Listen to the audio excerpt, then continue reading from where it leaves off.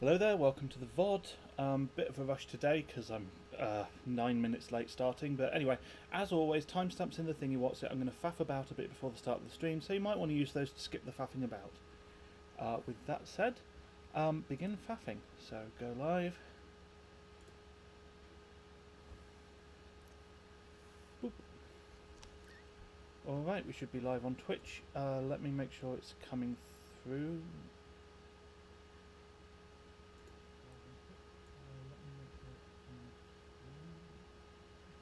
Yep, that seems to be coming through. Fuck me. Okay, hello Alex. I take it you were just waiting in Twitch. Right, I need to do my stream pings.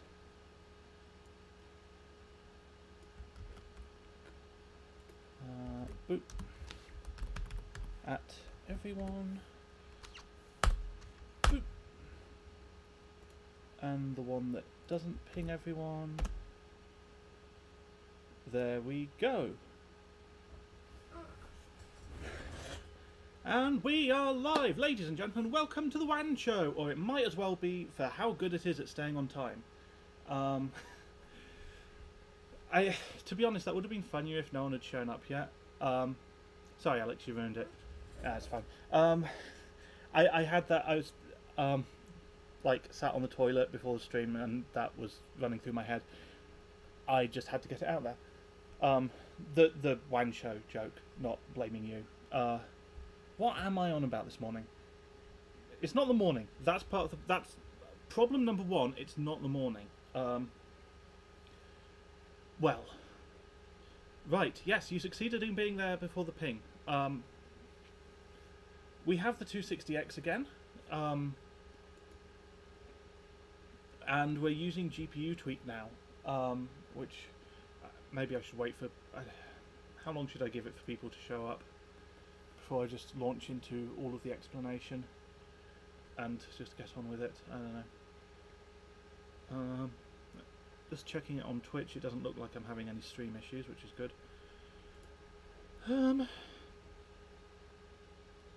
Yes, so that's my new calling setup. Can I zoom in on that without messing everything up?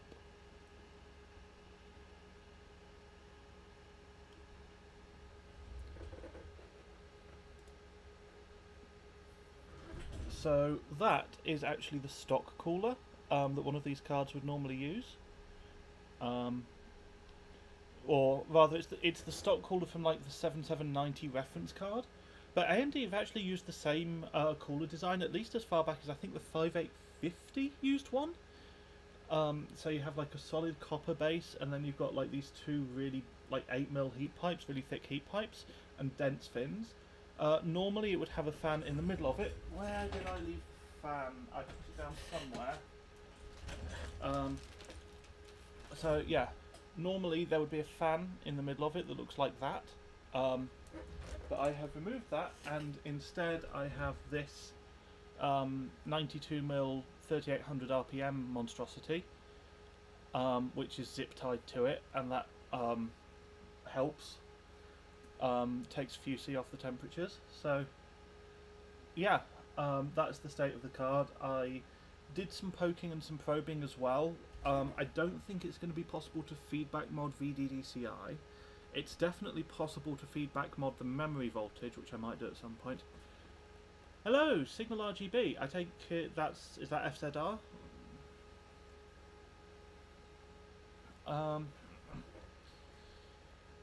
But yeah, definitely possible to feedback mod memory voltage. For VDDCI, later on, if there's time, I'm going to see if I can use RWeverything and talk to the NCP. I think it was an NCP 81022 with that.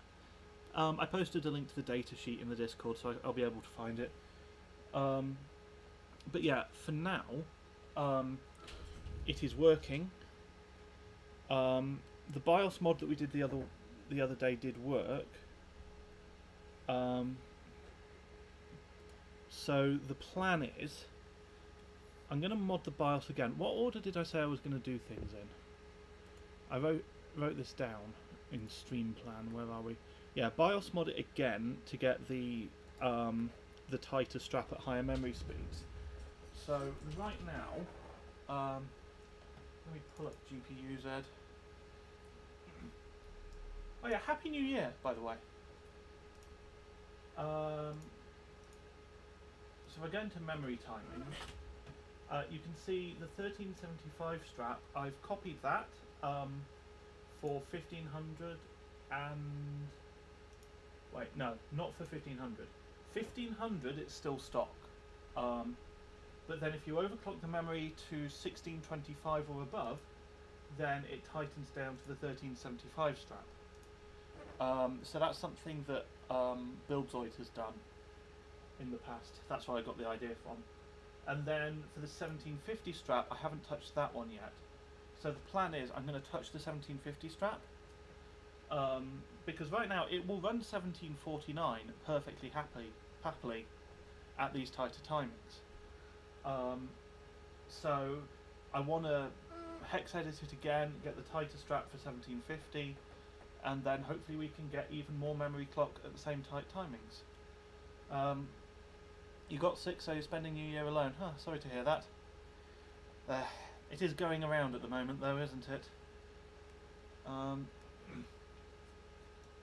So other headlines. This is Asus GPU Tweak 2.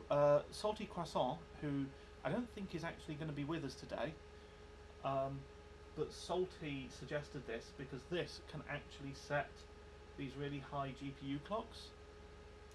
I'm quiet, sorry. What's happening is I'm sat at the streaming system and I'm talking at a normal volume and the mic is like nowhere near. You know what? One moment. I'm going to move the mic and I'm going to mute it to move it so that I don't, you know, blow anyone's eardrums out. One sec.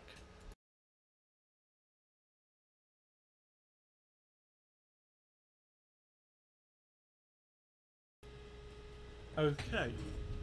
Right. Hopefully that's not picking up too much fan noise, but it is picking up me a bit better. I could turn the mic up if need be. I don't want to have it excessively loud, but it's not quite in the yellow at the moment. Let me turn it up a little bit. Alright, that should be more like it. Because I guess it's probably better to be a little bit on the louder side, because people can always turn it down, but sometimes, like, if something's too quiet, people can't turn it up. So, yeah.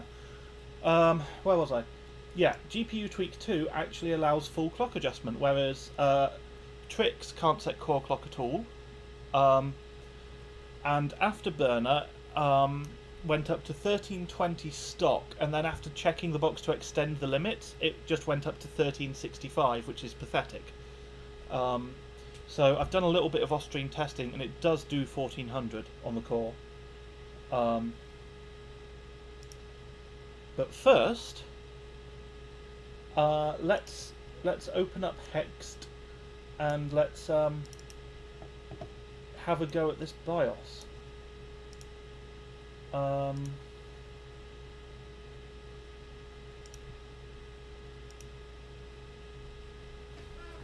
So Control F, hex values, and let's see if I can find the end of the timing strap. That should be 311. Ugh. The problem is that the way that GPU-Z reports it, it like has a lot of zeros that it's just dropping. I'm not sure exactly where the timing straps are. So this string here, it's pretty reliable at finding. So I just need to find the last instance of that. And that's going to be the yeah. So there is our 1750 strap. And that goes from there through to, what does it end in? It ends in 3311?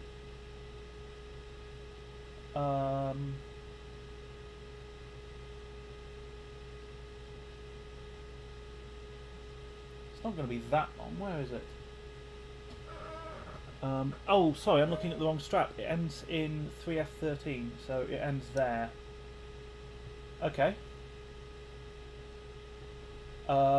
So let's open up Notepad and we'll write down that starts at what is it? It's B180 and then it's 0D, so it's B18D through to B1BC.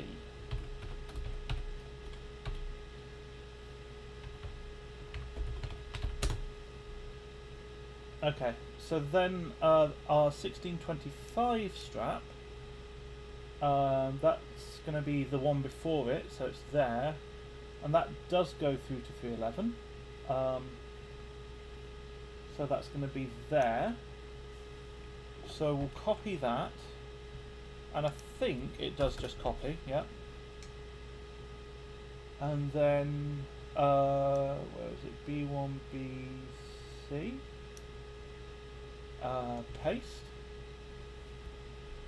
and it should be as simple as you save that, 1625 plus tight. Now that is going to have a checksum issue. That's going to have the wrong checksum. This is an issue that I ran into last stream. So in order to fix that, there's a, where did I leave it? There we are, Hawaii BIOS reader. So open it in that, and you see here, checksum control wrong, save for fix. So just save it, and that should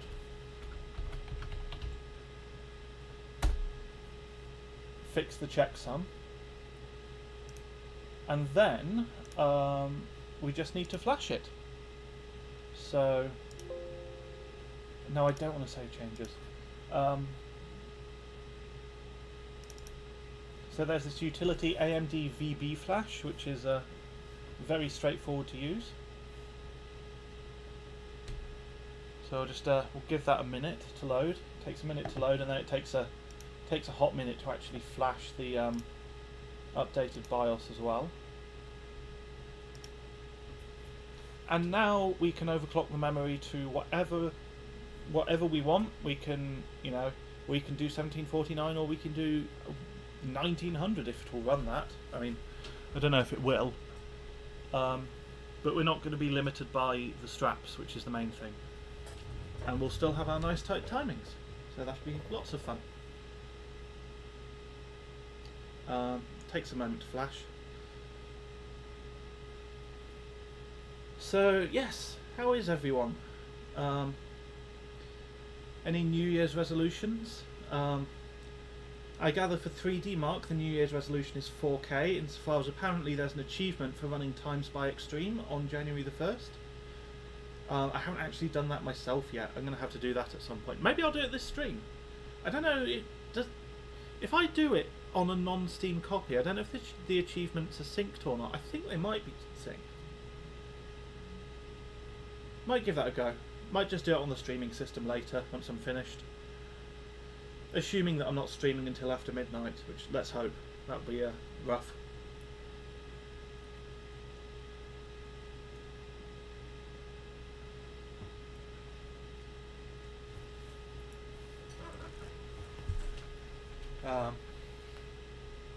FZR's got the achievement already. Good, good. And actually, what I'm going to do is, while that's flashing, I'm just standing up and having a bit of a stretch, which, given that I'm not on camera anyway, doesn't make much difference, but it'll help me keep going later. Hello, Blue Paw Wolf. Happy New Year. FZR says, it's 10 AM here. Yes. It's 4:23 PM right now here. Yeah, that is the peril of Saturday on New Year's Day, doing a stream on New Year's Day, and all of the Americans are going to be hungover. But there you are. it's a difficult balance, isn't it? Because I sort of don't want to, if I push it later and later, I don't want to end up having to stop the stream just because it's too late in the day, not for a Saturday stream. Happy New Year, Alice.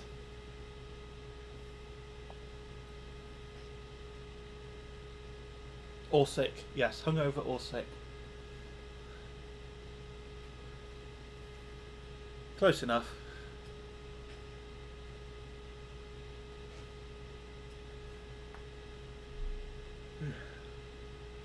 Being sick is like having a hangover, except you also didn't make a fool of yourself the night before. Anyway, your VBIOS was programmed successfully.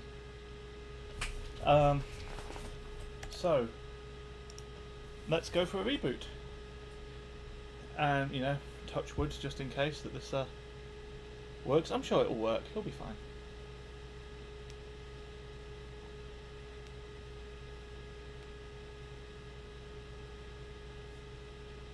Hopefully.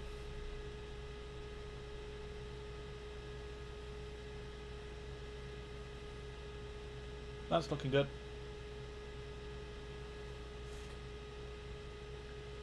Blue Paul Wolf says, I'm wondering if to take a drink right now because I'm bored, tired and not enough energy to do anything productive anyway. I'm not sure whether or not it would be kosher for me to say something that could be taken as advocating drinking on Twitch. Actually, so I'm just going to say it's up to you. I just realised the microphone's in shot now. It's like that little bit of, like, sort of poking up into the bottom of the shot. Oh well.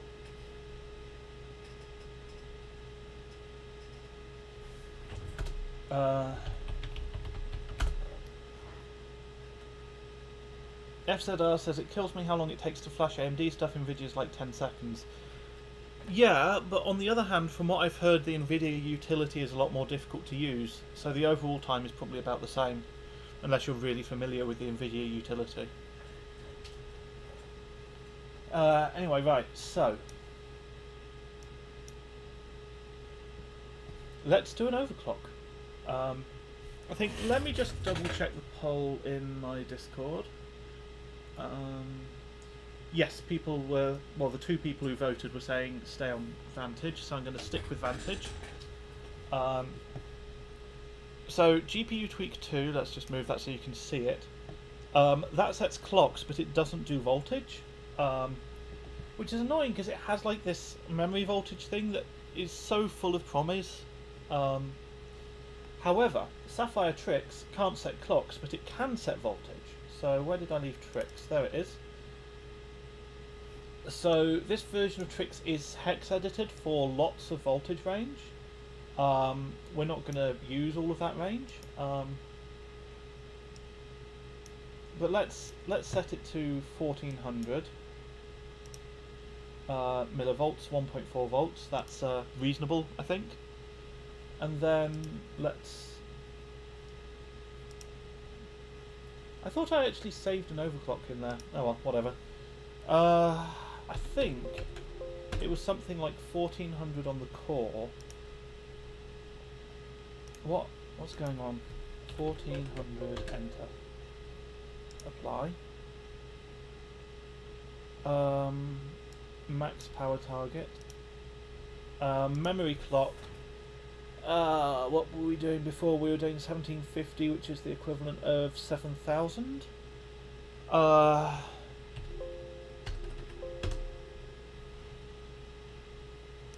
Yeah. Oh, wait, what? The GPU? Why did the core clock reset? Oh no.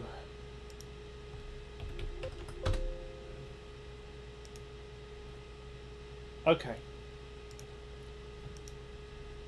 I'm just gonna check in GPUs if that's behaving itself. Looks like it's all been set. Let's check in sensors. Yeah, we've got 1400, mostly 1400 core, 1750 memory, and that's 1.4 volts minus droop, I think.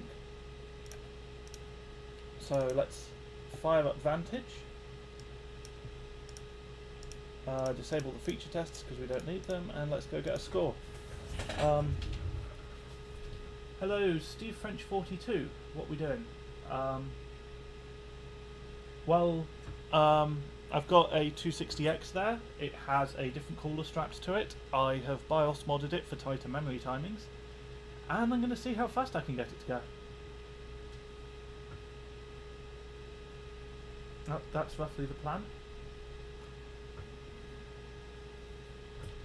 I'm sorry, I missed this one earlier. Blue Paw Wolf said, while you got GPU tweak open, yeah, I know. Sorry. Can you see if you can fast type @? Because I had to uninstall that software because it intercepted the @ keyboard command, so you couldn't type @. That's interesting. Once this Vantage run is finished, I'll give that a go.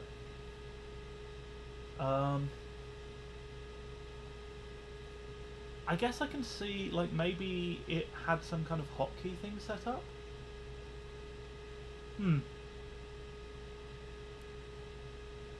Yeah, I'll see.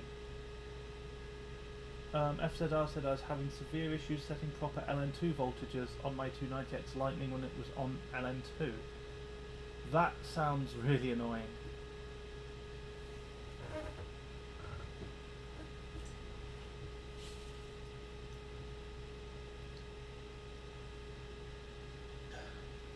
So, Vantage is a long benchmark.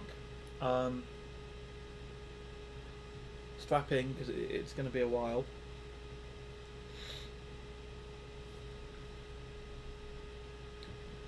I could type out, it just had a 3 to 4 second delay, and if you were trying to type lots of them, they ended up as 2s.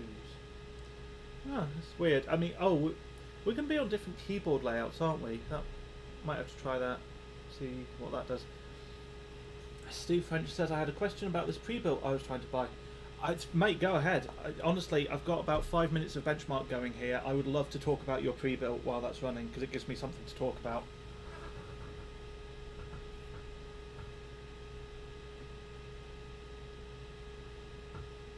So, yeah, fire away with questions, absolutely. Blue Paw Wolf says that was specifically something to do with Asus GPU tweak. Yeah, I mean, I'll give it a go. I'll see if it's doing anything weird. I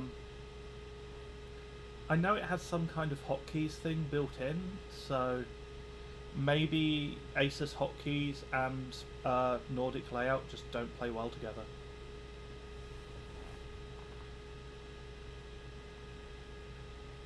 I've realised since moving the mic, I'm now going to be a bit quieter when I'm actually looking at the chat.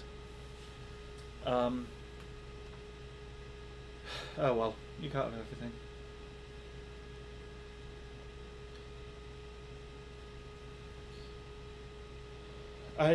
I used to use a clip-on mic, but the problem with that is, like, it really limits my physical movement, and it means that I'm kind of quite sort of tense in the chair trying to, like, keep the mic, because it had a lead going into the camera, so I'm trying to keep that in the right place. Ideally, I need to get just a battery-powered remote mic pack thing. That would be the ideal solution, and then I have the mobility as well as having, you know, a mic that follows me around. But they're not cheap. Maybe once I've benched and sold more hardware, hopefully.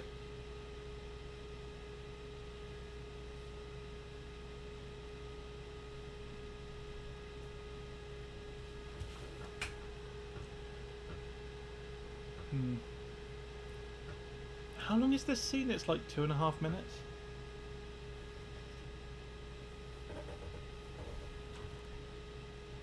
Blue Paw Wolf says it was such a stupidly difficult and obscure problem to find why I had that problem with that to begin with.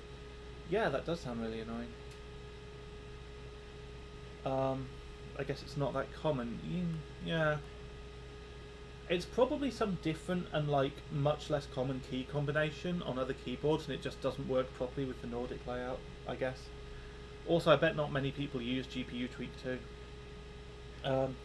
Steve French 42 says, I've seen a YouTube video that the Core i7 11700K 3.6 GHz isn't up for the task of the 3090.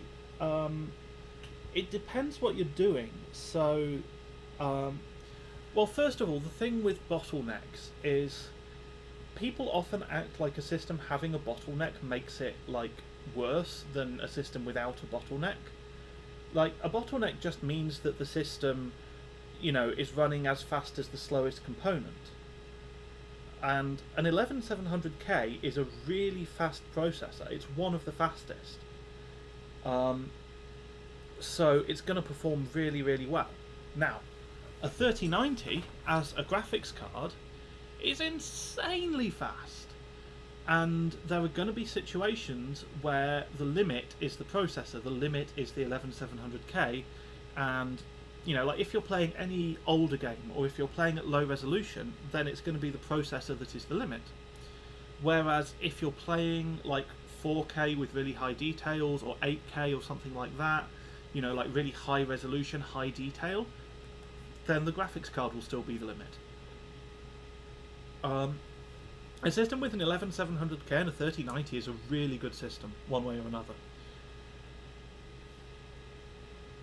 And yeah, as FZR says, it shouldn't stay. 3.6 GHz I think might be the base clock, but the actual clock that it runs at should be a lot higher than that, yeah.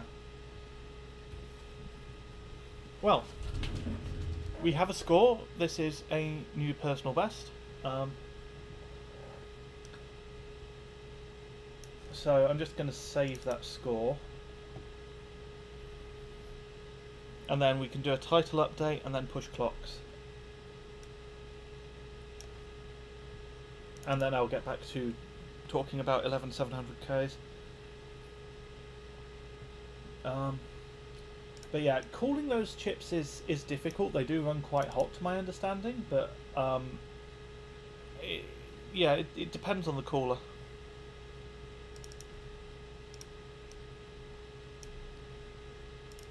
I mean, almost by definition, right? Like, a better cooler will do better.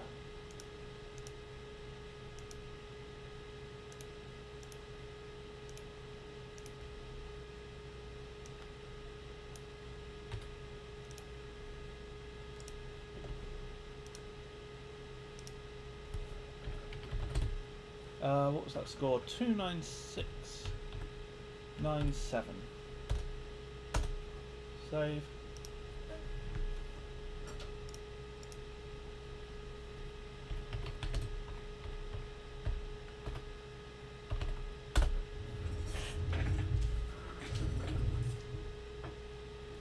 Alright, and that can go in the title as well.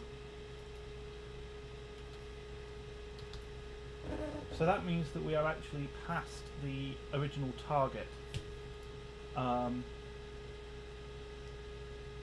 So looking at the rankings right now, that score would be third in the world for this card. The one in second is using water cooling, whereas we're on just sort of this aggressive air cooling.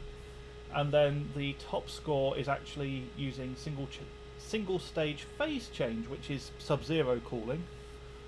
So we're doing pretty good. We're doing pretty good. I want to see if I can push it higher.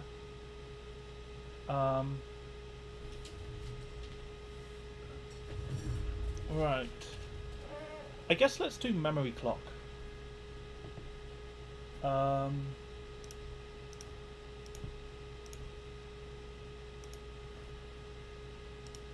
I'm just going to open Notepad. Where's GPU tweak? There it is. So was it at? Was the problem? Okay, that was just me. That was just me doing a typo. So on this keyboard, the number 2 is shared with the double quotation mark, and they're both typing fine, and the at is typing fine, as is the single quotation mark it's shared with. So not an obvious issue on my keyboard. I don't know. One-click mining? What the fuck, Asus? Yeah. Anyway, what do we want to do? 7,200 men, maybe? So that would be 1,800. Let's go with that. And apparently I have to re-enter my core clock every time. So that's a thing, I guess. Right, and I'm going to close and reopen Vantage because for some reason it needs to be closed and reopened every time. Like, if I try to run it without doing that, it will crash before, like, it will crash on system info for some reason. So, let's go.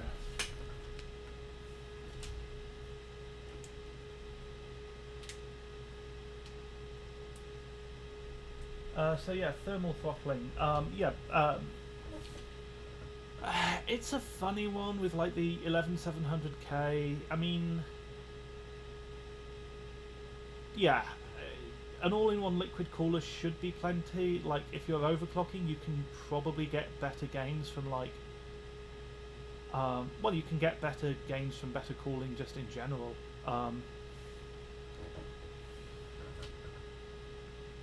Faster degradation from overclocking. I mean, yes, that's completely true. Lots of things that, you know, higher voltage means faster degradation. Using a system more means faster degradation. Running at higher temperatures means faster degradation. Not just like the system being powered on, but actually heavier loads means faster degradation. Generally, when overclockers talk about something like a safe voltage, like, there's not really any such thing as a safe voltage insofar as like any voltage is unsafe. You know, running a system is in a sense unsafe. Like, obviously you have voltages that are going to kill something instantly, but yeah, it's completely true that one of the things that overclocking does is it does trade off lifetime generally. At least if you're running higher voltages, it does. Sometimes what you might do is you might actually run a lower voltage or the same voltage, and you might increase clocks a little bit, and that can just be you're trading away headroom that existed because, you know, maybe you have to have a CPU that will work on a worse motherboard, or you have to have a CPU that will work with a worse power supply or with worse cooling. Modern CPUs are really good at adapting to the situation they're being run in, though, so that's less and less of a thing, and it is becoming more and more about just like you have, I mean, with AMD Precision Boost and Precision Boost Overdrive, right, it's literally like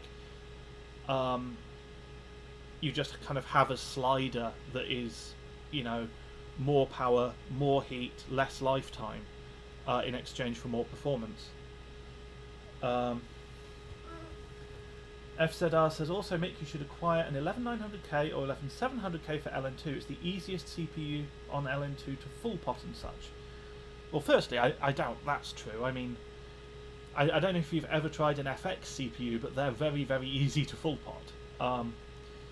But those are really expensive, and I'm not looking to spend 5950X money again anytime soon, to be honest. I mean, I imagine they are really, really fun on cold. I'm sure they're fun. I just... it would be a lot of money, and I don't even have a board for it. Boot to BIOS, go to -60, boot 6 GHz, then full pot. Yeah, see, that is actually, believe it or not, that's still more steps than FX, because FX, what you do is you put the pot on it and you fill it. So the pre-built Steve French was talking about was a Skytech Prism 2. Let's look this up while we're here. Huh. Oh, they've got a lot of different models. Oh, it looks nice. It's that Lian Li case, I think. Oh, no, it's a Vantage one. Okay. Yeah, bottom intake. AIO set up as exhaust. Yeah, it probably works well. Looks nice. Probably not going to have any sort of major thermal issues as far as I'm aware.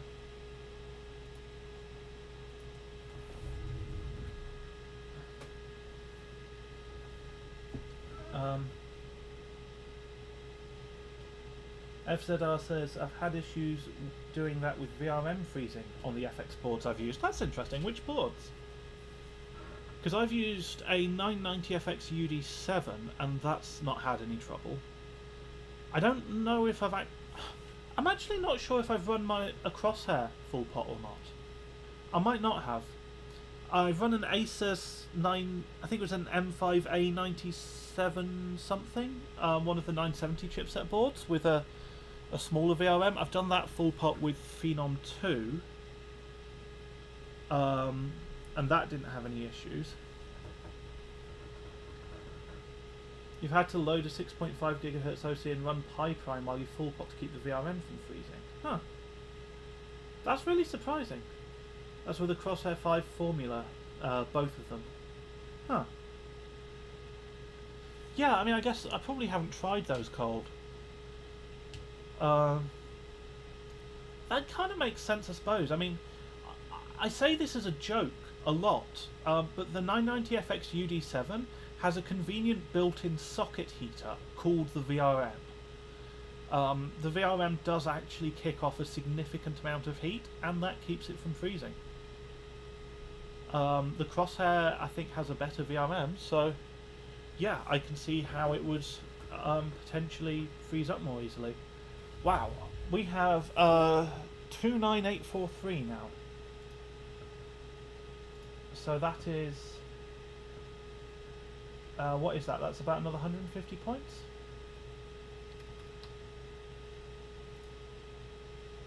I'm not going to save that because saving it takes a little while. And I want to keep pushing it.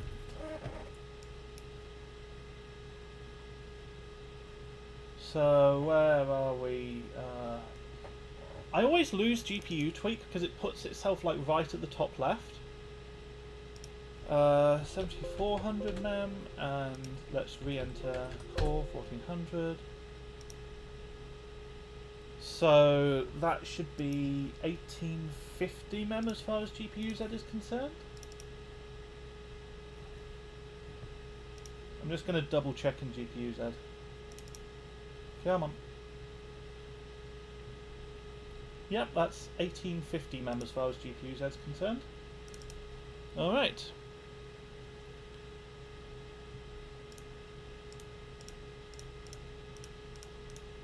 Let's give that a go.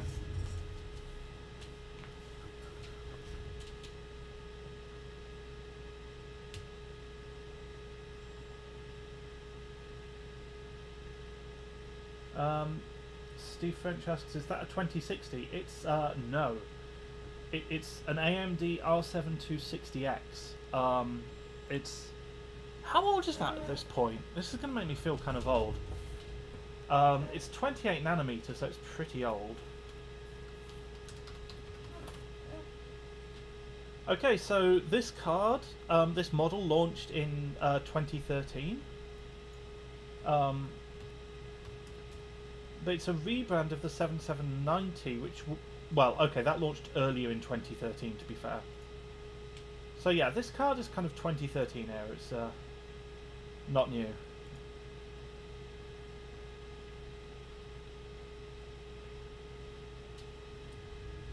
FZR said, for Country Cup, I submitted a 7.444 GHz GPU Pi for CPU. Yoss helped me with it. Oh, cool. Yeah, I think I saw something about that. Because it's, for GPU Pi, that's quite a long benchmark, isn't it?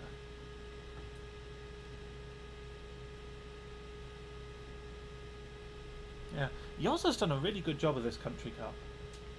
I mean, what are the rankings like now? Because I saw, I think League is still going through the scores and getting rid of any that don't follow the rules, and it was really close. Oh yeah, the US is still on top. I think the US clinched it. Nice.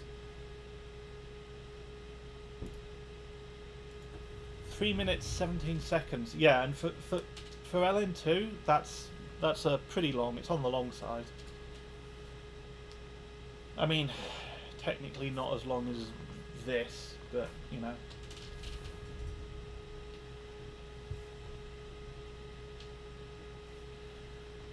Whew. Yeah, congratulations in order to Team USA and to Yassarian in particular for managing to get everything together, set up 2 meets, get sponsorship for the meets, get everybody to actually post scores and make them good scores as well. It's fucking well done. Like, really good job. I don't know if he's watching. Probably still asleep.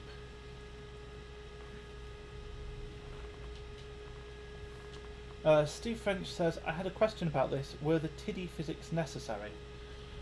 So 3D Mark Vantage is DirectX 10 era. So it's a benchmark that was made when DirectX 10 was new and to sort of showcase the features of DirectX 10. And at the time, you know, the features were the visuals, right? And you can see it's, you know, the space scenes here, it's a bloody good looking benchmark, especially for how old it is.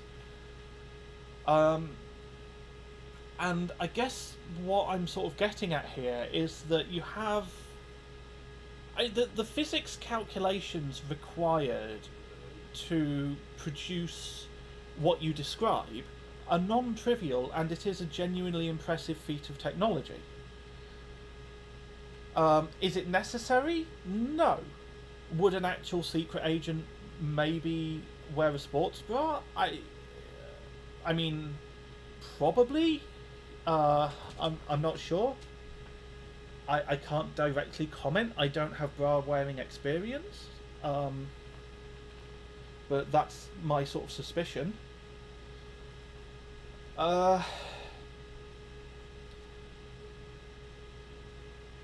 I guess the answer is it's... Yeah, I don't know.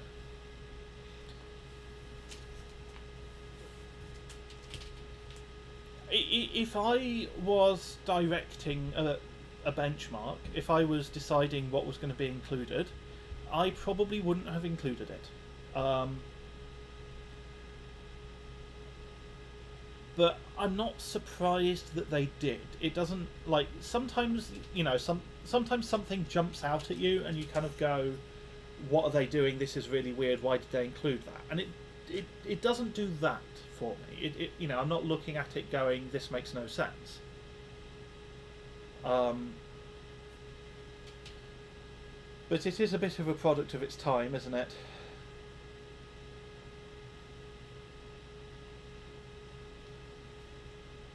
When actually did it come out? That's an interesting question. Let's look that up. Because I think it was named Vantage because it went with Windows Vista, I think. 2008. April 2008, this benchmark was launched.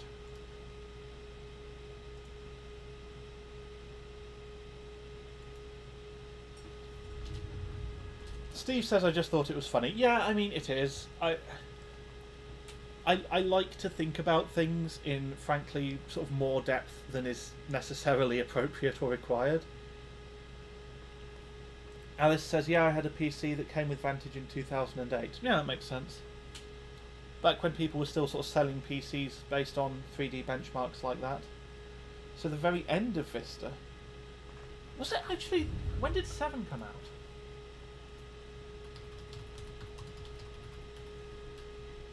Oh wow, yeah, okay. Windows 7 came out in like mid to late 2009. Yeah, so it was like the last year of Vista. When did Vista launch? Oh, okay. So Vista launched in like early 2007, so it didn't exactly have a long life, which figures. Ooh, we have a score, and it's over 30k. Right, this is going well. What's the second place? The second place is 30614. I should update the target. Because we're shooting for second place now, for sure. PB 30259.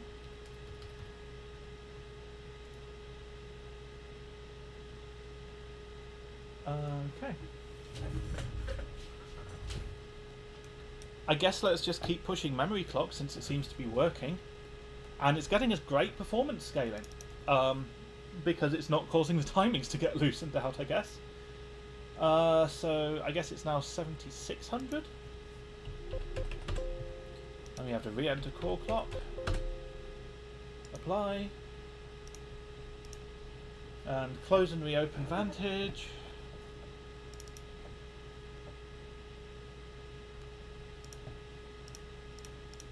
I guess having that cooling setup with like the really fast fan is probably quite advantageous in terms of the memory clock.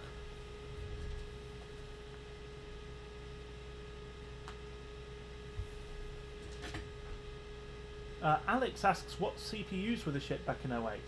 Was Nailem even out then? I'm not actually sure off the top of my head. Yeah, I think it would have been LGA 775. Let me look. Because when did the Q6600 launch?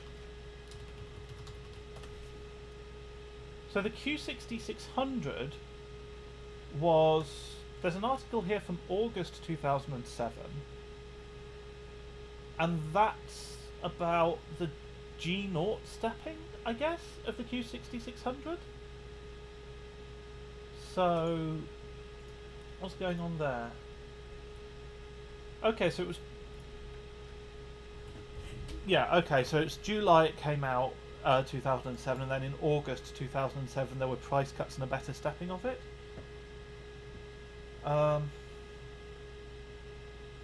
What was the question? Hey Crispy, Happy New Year! The question was 2008.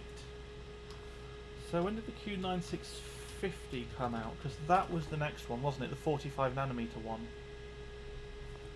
That was late 2007. Wow, really? Yeah, okay, that was late 2007. So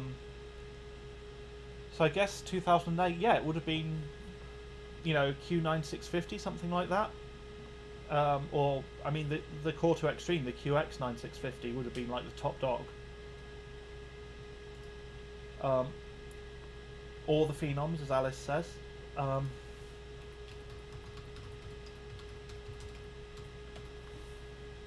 When were they coming out? Okay, yeah, so 2008 was actually first gen Phenom. Wow, that must have been a rough time for AMD. So it's the, is it a Gina? It was called?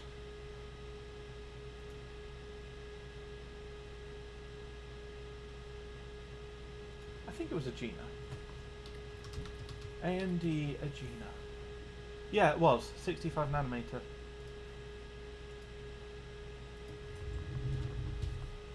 Yes, with the notorious TLB bug, which was not great for them. But it did, you know, they did patch it. They did put out new versions, but yeah, I mean, if you've got one of the ones that doesn't end in a 50, if you've got like a 9600, I think the 9600 is an X4, but yeah, that was a big oof. The Athlons that generation, I think, were based on the full quad-core Phenom die as well, which is interesting. You know, if that's your kind of... I say it's interesting. Some people find it interesting. I do.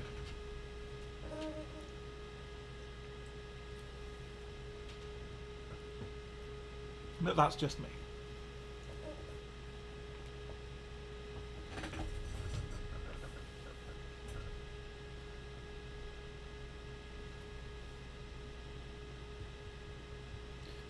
Alice says also the X3's often being X4able wasn't great for AMD profits either, I'd wager. Yeah, I bet, yeah. Although I guess, I mean, it's one of those things where it's like you kind of get an image as like, you know, a good kind of budget brand. You're always good value. And there's something to be said for that. It's kind of funny because, like, these days, Intel's the budget option. Like, if you're on a tight budget and you want to build a gaming PC with modern parts, like new parts, you go Intel. Absolutely, you go Intel.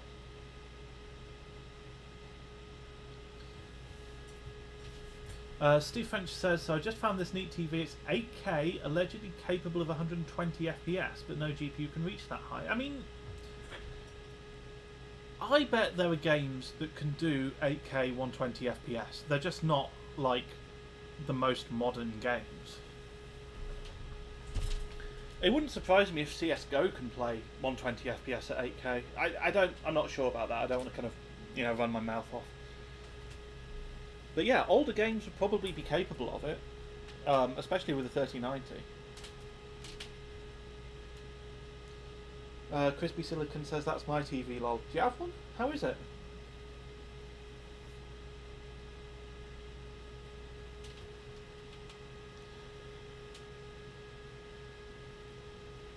FZR says, what's the specs of your rigs besides the GPU? Is my rig command up to date? It's probably not up to date, is it? I should fix that at some point.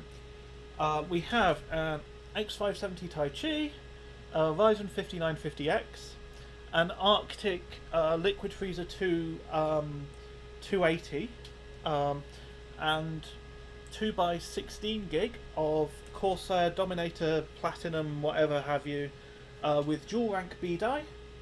So it's a 3733 CL14.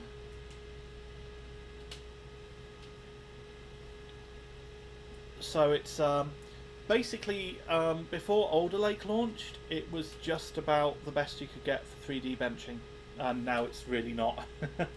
But that's how it goes.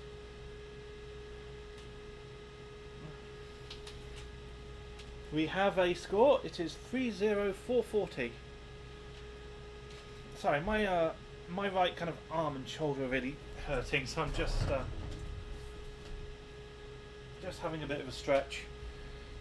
Right. So, title update. PB 30440. That's just going well.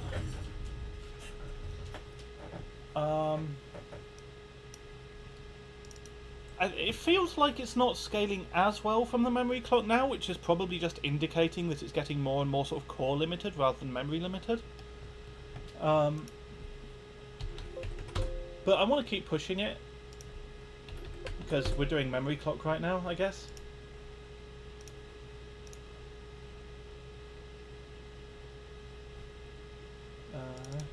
Open Vantage.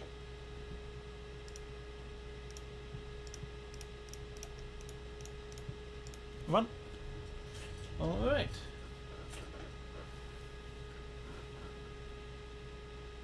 Steve French says 3090 as far as I know can do 60 FPS on modern games. I mean, yeah, like, it... I don't know. I actually haven't kept up with it that well. But I would have thought that just about any game it would be capable of 60 FPS in most situations. You know, it's a really, really fast graphics card. Oh, 8K? I mean, probably. Depends on the settings. I'm sure there's some where, like, it wouldn't be possible at max settings, I don't think.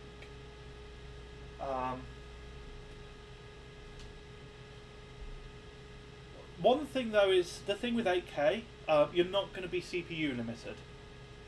That's one thing. It's certainly not with, you know, a CPU that's any good. So, like an 11700K, for example, at 8K and that's not going to be a limit.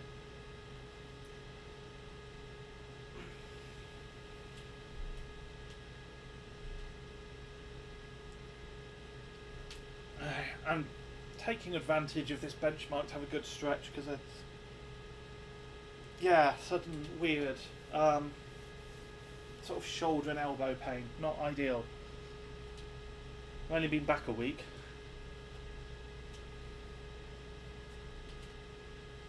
But I mean, that's kind of the idea with the new schedule. You know, 1 week on, 1 week off is like I can have a single project like this 260X, and I can focus on that for a week, and then I can actually have some time off and, you know, do other useful things to keep myself going.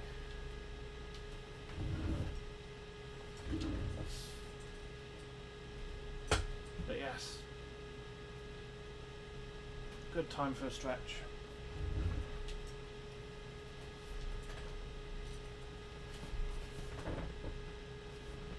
Crispy says, talking about the TV, problem is it does FreeSync Ultimate. Needed a 6900 XT, tried for months to get a reasonable price. Yeah, hold on. Anything that does FreeSync Ultimate, surely it would be capable of doing, like it would be G-Sync compatible, right? It would be capable of working with NVIDIA cards. Oh, hello. Oh. Oh, Dave.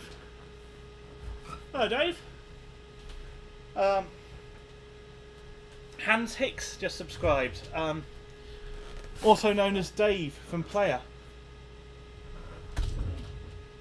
Great to see you here. How are you doing?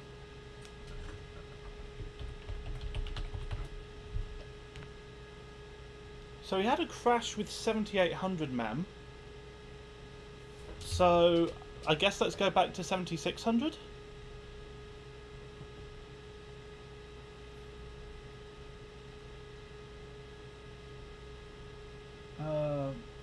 What am I looking for? I'm looking for TRIXX.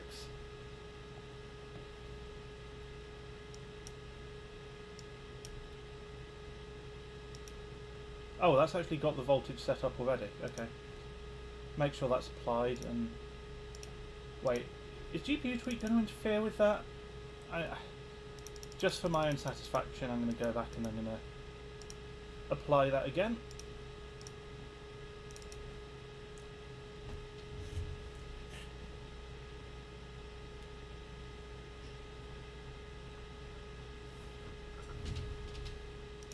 So 7600 mem, and we passed at 1400, so let's try 1450.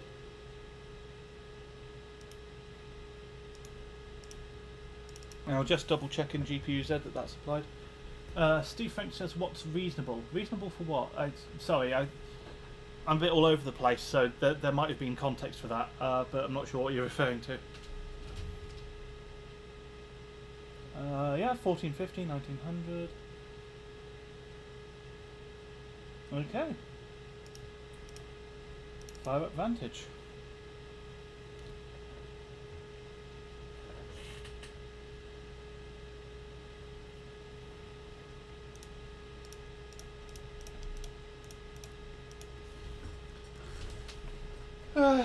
Crispy managed to get a reference model from AMD.com in the cart a few times, but you couldn't steal it. Ah, that's unfortunate. I think here in the UK there's the MSI Gaming Z Trio, or Gaming Z Trio, as some would have it. I've seen that fairly widely available.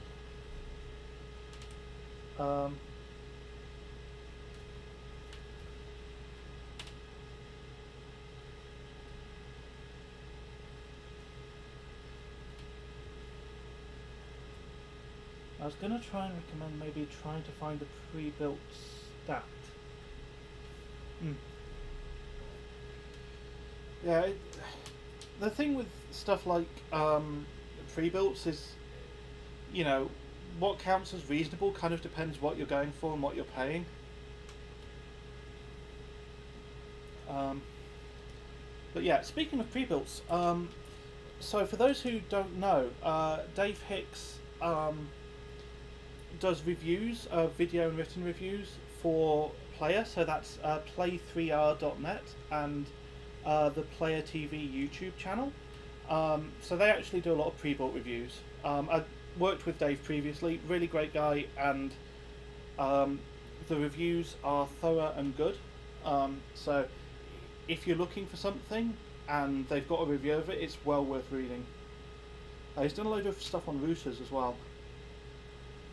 But yeah, I used to actually write for Player. I wrote for them throughout kind of most of 2020.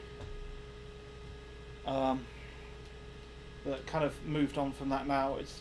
I mean, I've mentioned like just now, like my shoulder and elbow hurting, and it's yeah, doing kind of written work is not great for me.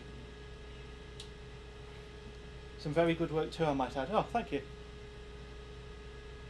I am pretty proud of it. I miss it. But I'm also glad that I'm not doing it anymore, because I really need to kind of focus on my health a bit more just at the moment, especially. Yeah, the streaming's okay because it's sort of, you know, a few hours a day. You know, 2 days every other week is roughly the plan, and that's not too bad. And I really enjoy streaming. It really keeps me going. It's great. So it's a real balance, because I actually love doing this. But yeah, sitting down and writing an article kind of to my satisfaction is like 6 hours a day. And oh, has that crashed again? It's crashed again, hasn't it? Alright.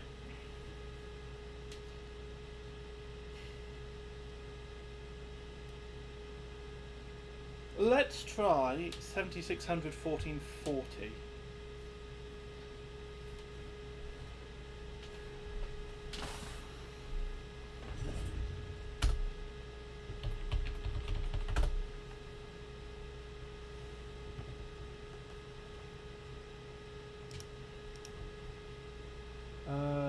TRIXX.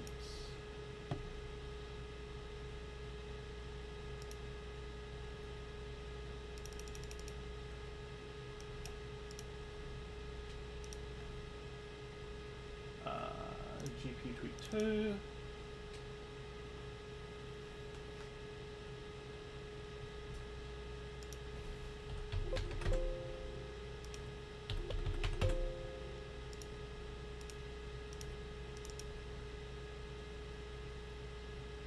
Let's throw up Vantage. Dave says, good mate, I'm more than happy you're doing something you enjoy. Yeah, cheers. It's kind of funny. Streaming overclocking has actually got me back into overclocking to some extent. Oh, thank you for the host, Dave.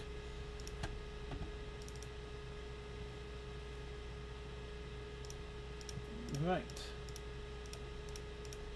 So let's see if we can pass at 1440. You ever going to convince Buildzoid to team up with you for a bench meet to do Country Cup? No. I have never been able to get Buildzoid interested in Country Cup. I don't think he really... he's still down as Czech on HardwareBot. I don't think he would really feel like benching for Team UK, if I'm honest. I did get him to bench for Team Cup once or twice, but it was a long time ago, and he's really sort of gone off benching for competitions these days. It's not something he really does.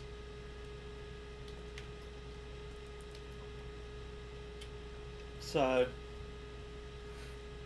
definitely not going to get him to meet up for a competition. Whether I can actually get him to team up, do a bench meet in general, remains to be seen.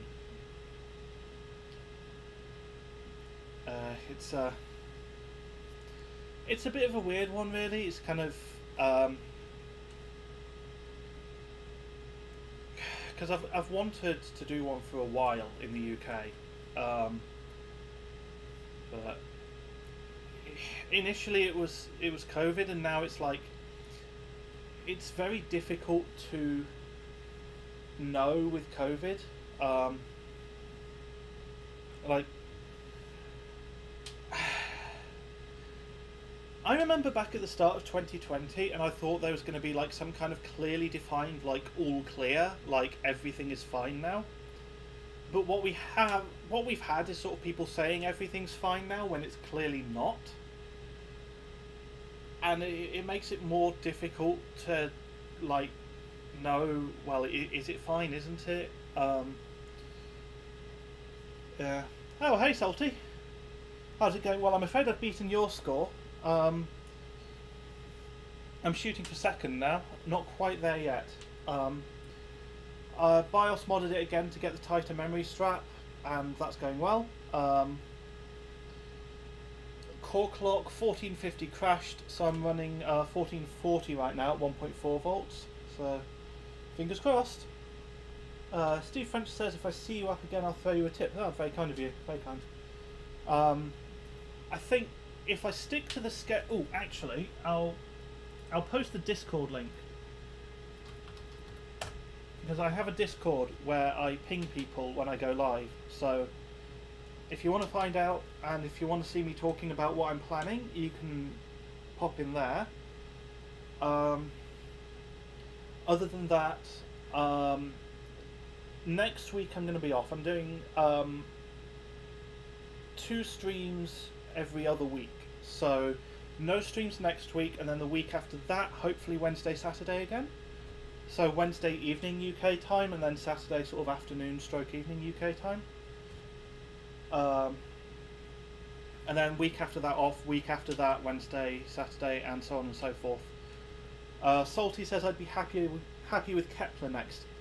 Yeah, that's the plan, is because I did a poll for what architecture to do this week, and GCN1, which is why I've got that in the system right now. So I'm going to do, I think it was Kepler came second in the poll, didn't it? So I'll probably do that next time. So I'll dig out a couple of different cards, and I'll put another poll up. It's probably going to be, I think it's a Galax GT730. It's some like GT730 SoC model, but it doesn't have any like special overclocking features. It's just sort of the overclocking feature that gives it the SoC name, I think, is an orange stripe on the cooler. So yeah, I've got an Asus like GT610 as well, and then not to bury the lead or anything, but I have a GTX 770 Lightning as well. But I'll have to see if that can actually like physically fit in the case. Also, hello Shaggy, good to see you here.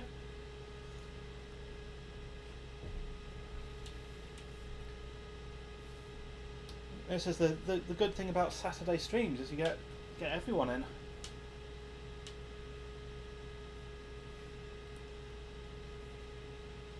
Which makes it doubly frustrating that I'm having kind of issues with my arm and shoulder.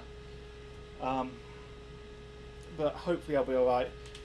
I'm taking advantage of the ability to stand up. Been here almost from the start, just been busy and forgot to even greet. Nah, no worries.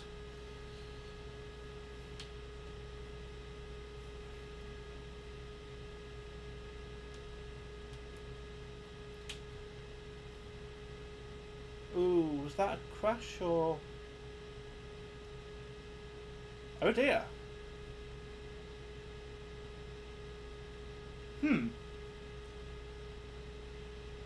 Well, that looks suspiciously like a CPU crash. That's really annoying. It does feel a bit warm in here, to be fair. Looked unhappy there, says Crispy. Yeah, so the artifacts on screen, that's from the capture card when the resolution changes. Okay, what I'm going to do is I'm going to open a window, first of all. Just a little bit, just to get a bit of ventilation. I'm gonna walk over to. I'm streaming from a kind of, you know, combined kitchen living room area, so I actually have an extractor fan over here. Hopefully, yeah, on a low setting, that's not going to really be audible on stream. So hopefully that will help get a bit more sort of cooler air across the room. I guess I'll reboot the system. Just in case maybe it helps.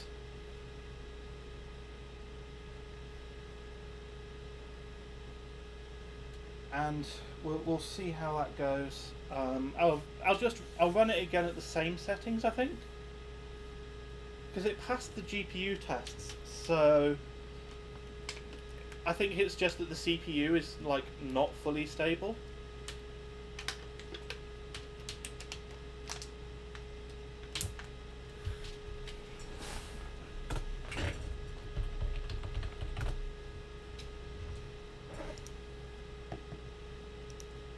Right.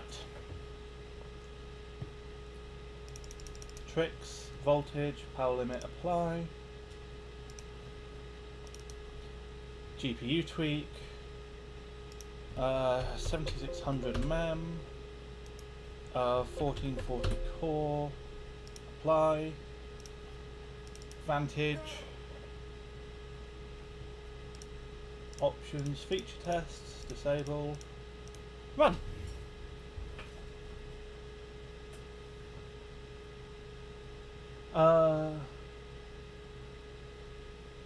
Salty's talking about GTX 770 3D Marco 3 sub.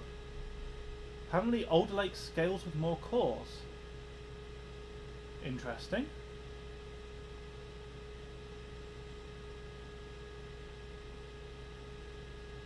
I wonder if that's something to do with the level 3 cache. Presumably it's not strong scaling, it's not like, you know, the scaling that you would get from more cores in Cinebench, but like just it benefits a little bit, so maybe if you disable a core it's disabling that slice of the level 3 cache or something? Shaggy says that's my suspicion. Yeah.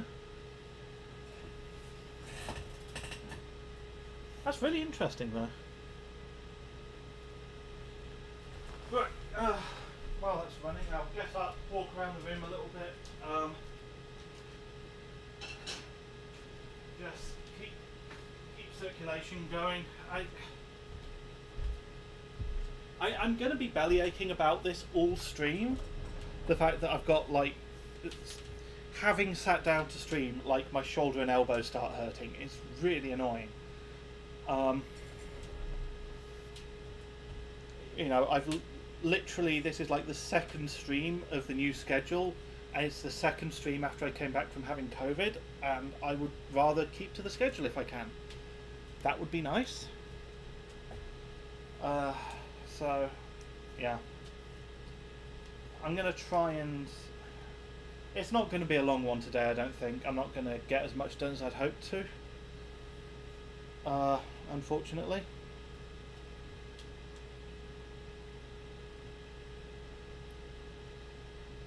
But, yeah. What I might do, actually... Because this run is going to be about maxed, I think. Because at least within 10 megahertz on core and 50 on memory.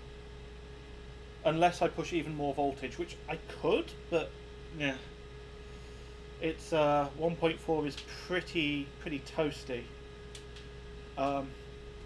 Actually, fun fact, so that cooler is designed for use with this kind of like square leaf spring thing, and I think I have a random other card lying around that I can demonstrate it with. This is a 3870. Right, so you see how you've got the screws in the corner, but then you've got contact pads around here, and it's like a spring. So the screws are pushing the corners down, and then the spring is pushing down just there, right? Anyway, so that cooler is designed for use with one of those, but I didn't have one with the right mounting hole spacing lying around. The screws from the stock cooler on the card are screws with springs, and they did thread. It had the same threads, but it's designed... they're designed to screw in like lower down. Like this is the stock cooler, and you can see that the posts for the screws, like They don't stick through the holes in the PCB at all, whereas that cooler, the threaded bits do stick through the holes in the PCB. And what that means is I have kind of the ultimate washer mod going on here. I've got a plastic spacer and then 2 metal washers on each screw. And that's just to get it to mount like a tool.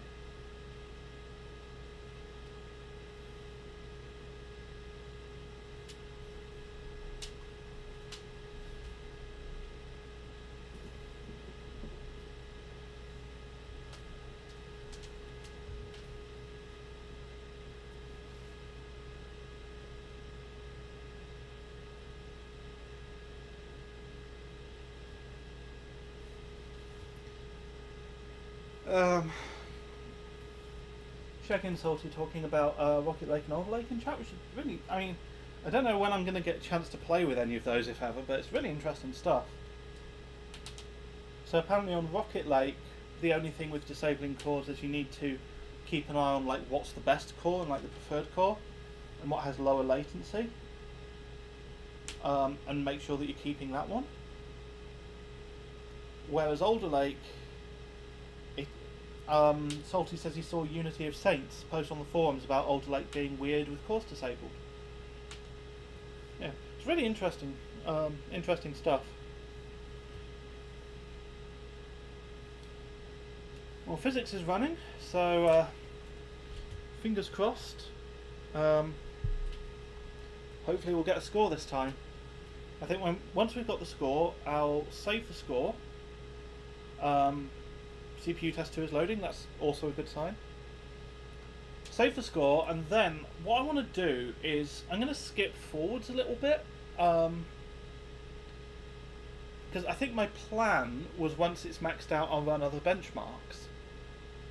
But actually, I can do that whenever. I can do it after I've, you know, maybe had a nice walk, maybe, you know, had a bit of a rest in a different position, whatever I need to do to get my arm to not hurt would be nice. Hey, 31k, nice, nice, happy with that. So you didn't run 3D11? No, haven't run 3D Mark 11 yet. But yeah, rather than just running through a load of benchmarks, which, hold on. Rather than just running through a load of benchmarks, which is, you know, I feel like it's not the most interesting part of the overclocking process in a way. What I'm going to do is I'm going to fire up RWeverything, and this is going to be a bit more involved, but I want to see if I can talk to the VRM controller with RWeverything at all.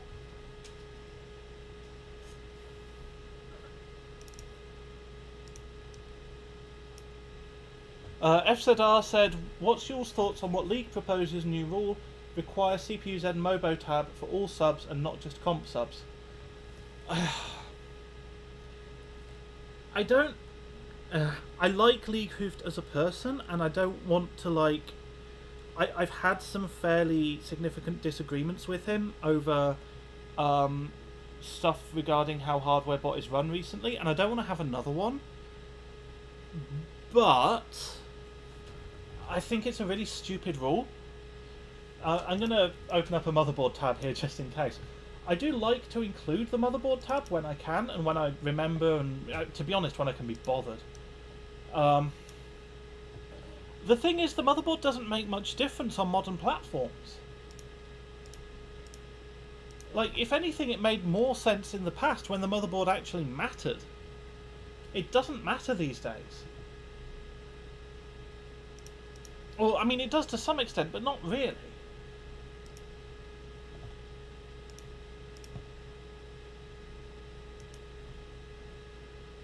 So, yeah,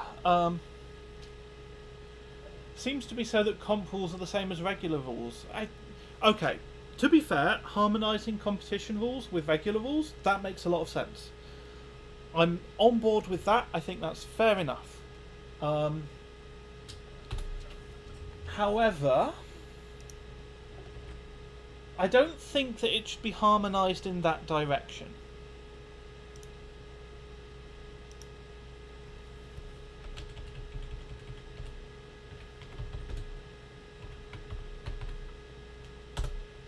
I mean, to be completely honest, I don't think that motherboard tabs are particularly necessary for competitions.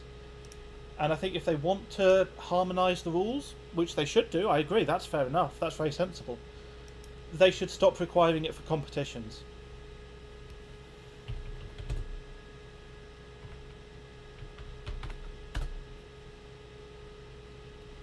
Apparently a ton of Country Cup subs were pulled for forgetting that tab. Yeah, I mean, exactly, right? Like, is there a verification issue there? No, there's not. Like, I mean, so the one thing is that you want to make sure that people aren't using like engineering sample motherboards without being in Elite League, or like, you know, other like special non-retail boards.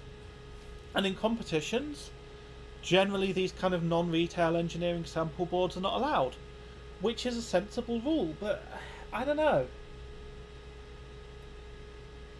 And also these days, like the last generations when it was done were like Gigabyte Z97, and there's enough of those as like weird grey market boards off of AliExpress or what have you. So, you know,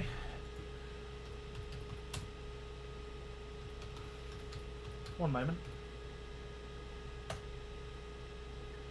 As I was saying,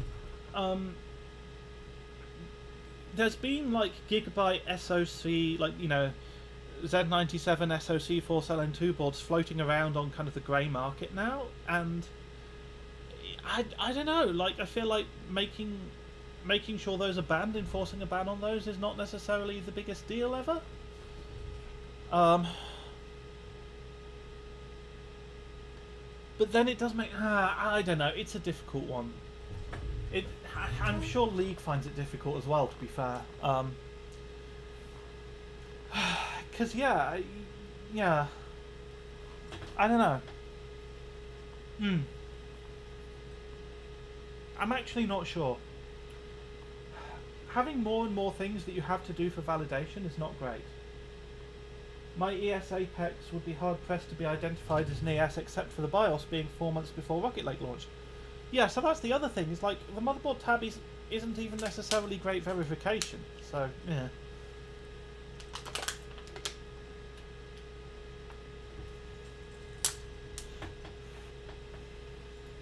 I don't know. Anyway, the next thing we're going to do is try to talk to the VRM controller.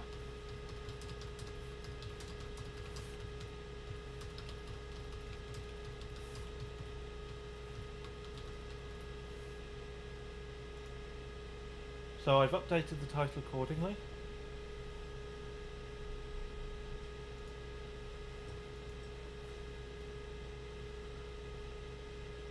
Wait, Salty, your GPU by sub was taken out of the comp because of that, but they just blocked the submission? It's not even in the regular rankings? That sucks. You must have hit the wrong button or something. That doesn't make sense. That's weird. Right. If I'm going to be talking to the VRM controller, I'll pull the camera back up, but I should reset to stock. So, default.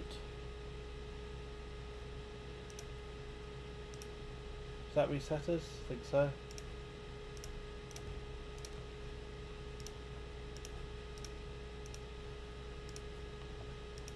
And let's reset to stock in TRIXX as well, because I don't know. Yeah, otherwise the voltage is going to be weird. Right. Do I have RWeverything on this machine? No.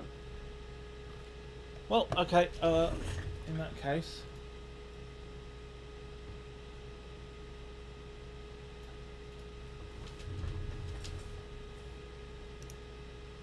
Well, that's gone well. Oh well, whatever.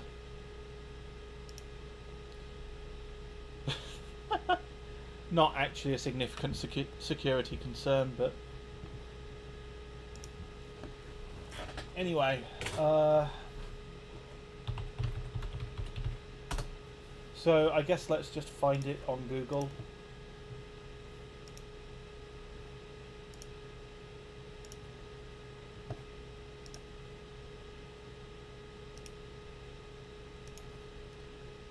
And let's find the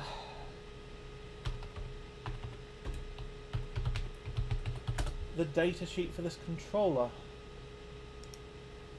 There we are.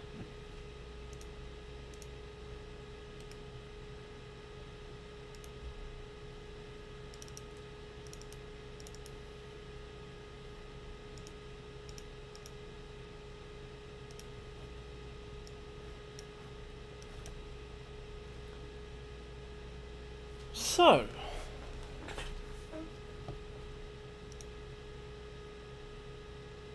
the question is, will RWeverything even be able to talk to the controller, first of all? I'm not sure what address to expect it at. I think it has a set of possible addresses. So where's that?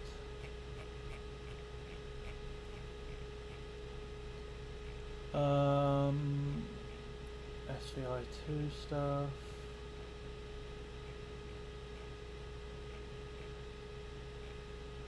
Hold on. Control F address. Oh, here we are. So those are the possible addresses, and it's going to be on the SM bus. So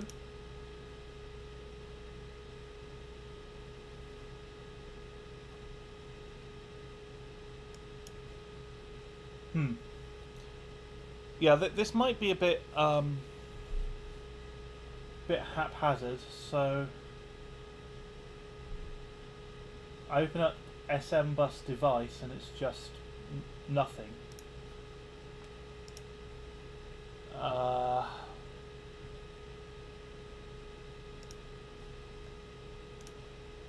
Can you tell I don't really know how to use RWeverything? Like, I have used it once or twice for a couple of things. Missing SM bus address. Okay. Oh, right, yeah, I'm stupid. So the address goes there. Right. So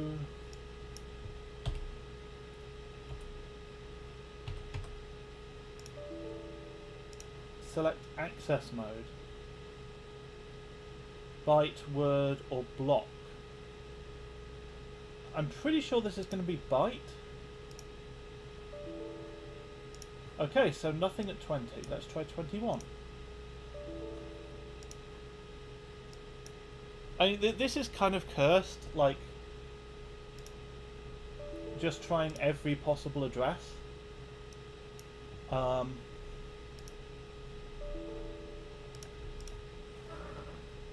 many... Hold on.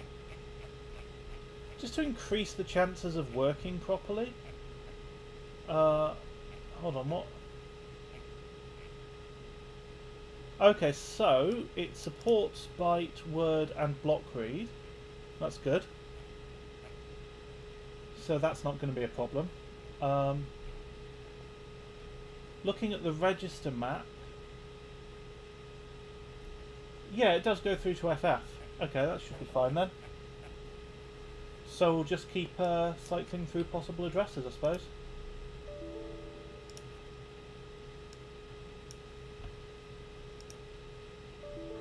And if that doesn't work, I'll try relaunching RWeverything as admin, I think. FZR says, can you use Cheat Engine with Tweak 2 like you can with that Afterburner? I've never tried that. For what purpose? Like, to find the SM bus address, or what?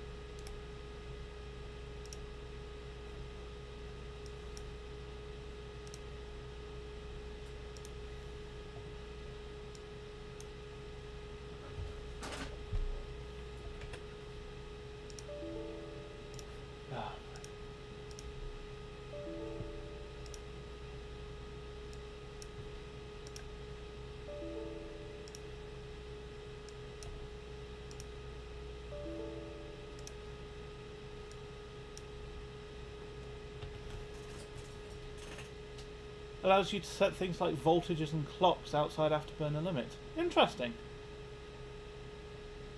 Huh. That sounds fun.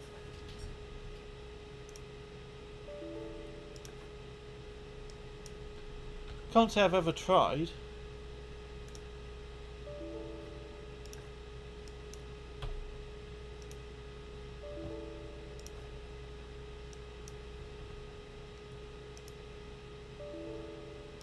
I think one more address to try. Alex says, Mick, I gotta go, have fun. Thank you. We'll see how long. I don't know how much longer this is going to go on, if I'm honest. Right. So we're not having any luck at any of the addresses it might be at.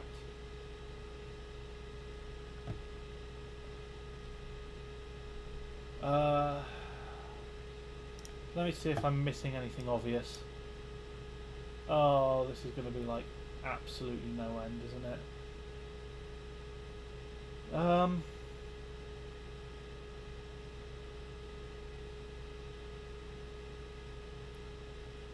Huh. It might be being... Hold on.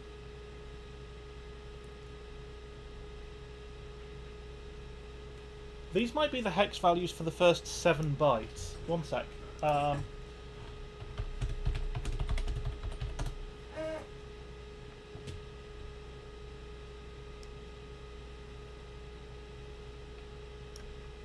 Because, like, the last bit... Sorry, not the first 7 bytes, the first 7 bits. Because the last bit is read or write for I2C. And SM bus is I2C. So it's possible... If I add another 0 to that...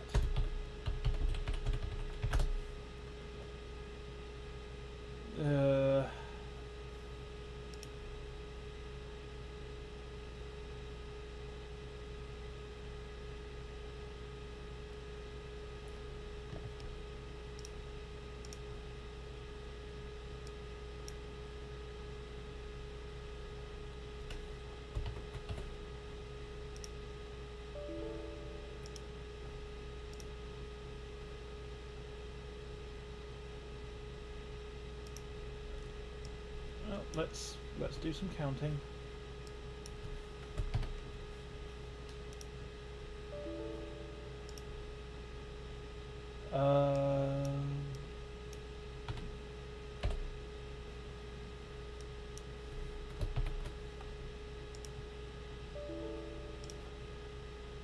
Is the next one going to be AF?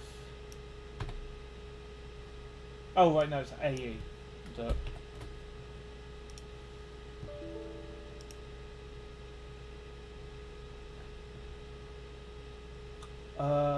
Where are we? Oh, wonderful. Oh, God.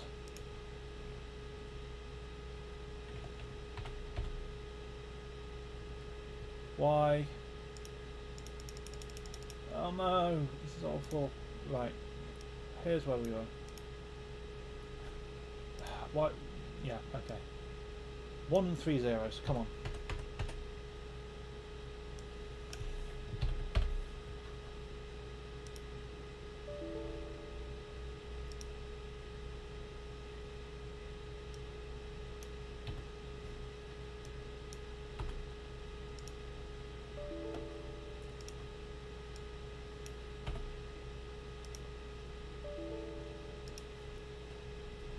Okay, this seems like a non-starter. That's really annoying. It must be possible. There must be a way of accessing it, but maybe it's...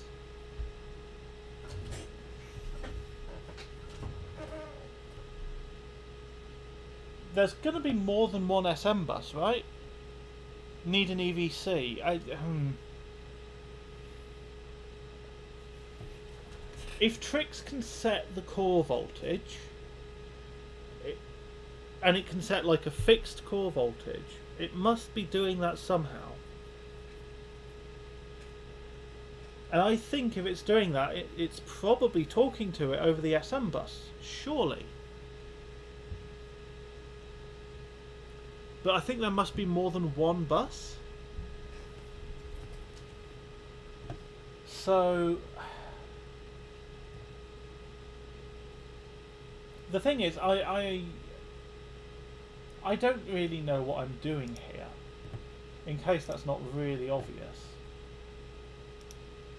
Is that the entire help file for it?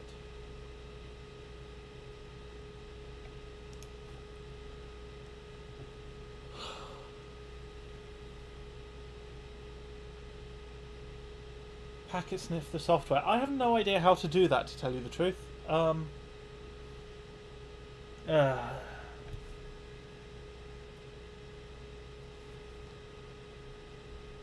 This is going to be a lot of Googling. And a lot of, like, learning to do things. Which is not ideal streaming material.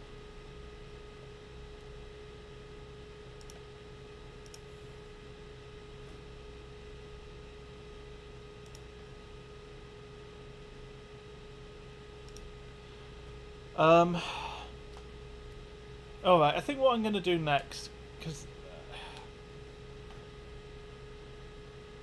yeah, this isn't going to be great for streams.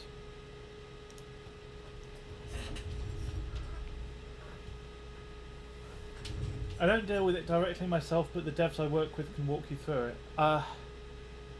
I imagine they're quite busy. I appreciate the offer. I can figure it out. I did get a 2-1 in comps, admittedly. Sort of scraped it, but still. I just, and it's been years, but I think I can probably figure it out given a bit of time. Hopefully, maybe. I mean, if there's a super quick guide that would like save me a lot of time, that would be great. But like, I don't want to like make them walk me through it. Right, I'm gonna.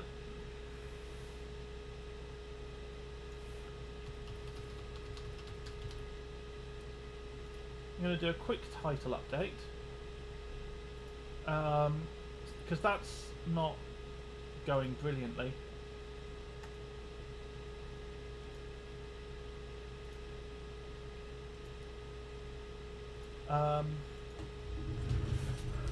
So what I'm going to do is I'm going to go back to, it was 1440 7600, wasn't it, that was working? So I'm going to scatter bench that a little bit, is the plan. So that means go into TRIXX and set the voltage and then run some 3D marks. So I believe there's some mention of 3D mark 11.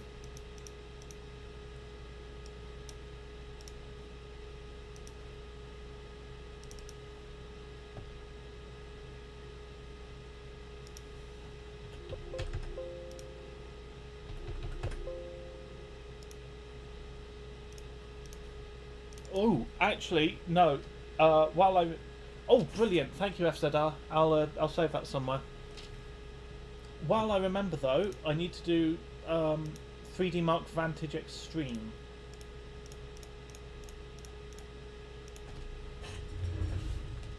Because that one I think I can take gold for. That's your guide on packet sniffing, USB for RGB capture. Okay. That will be interesting. I'll save that somewhere.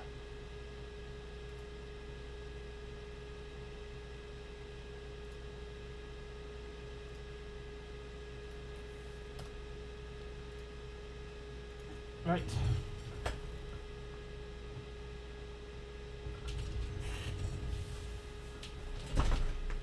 Sorry, this is it's going to be a shorter one than I'd hoped for it to be, I think. My arm's feeling a bit better, you know, from spending more time kind of stood up, moving around a bit, but it's still not great. So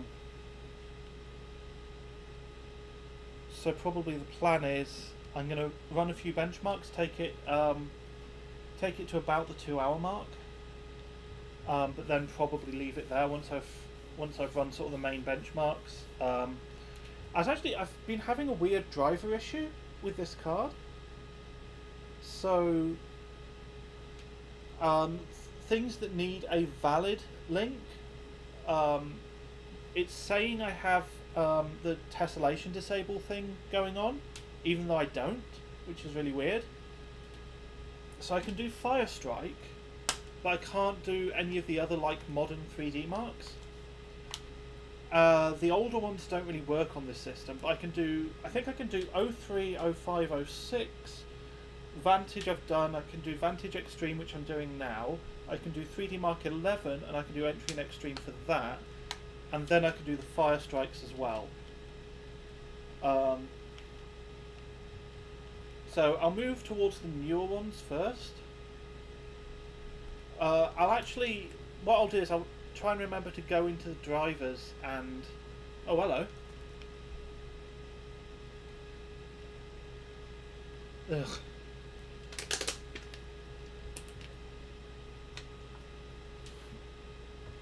AMD GPU and driver issue, no, that would never happen.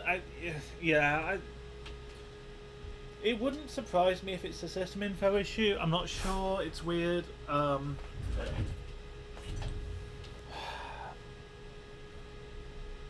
Application lost focus or display resolution changed. I think that might just be it not liking the capture card. I'm going to give it another run.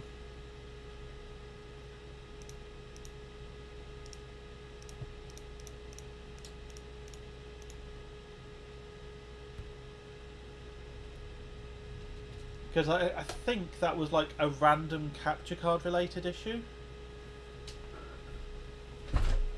If it has the same problem again, I'll give up on Vantage and move on, and I'll do Vantage off stream. Vantage Extreme off stream rather, because I've done Vantage.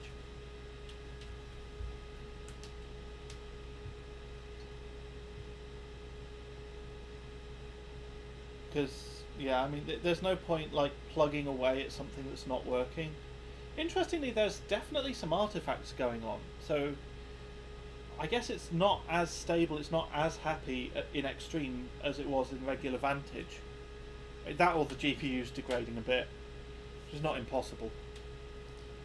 But it's probably just less happy.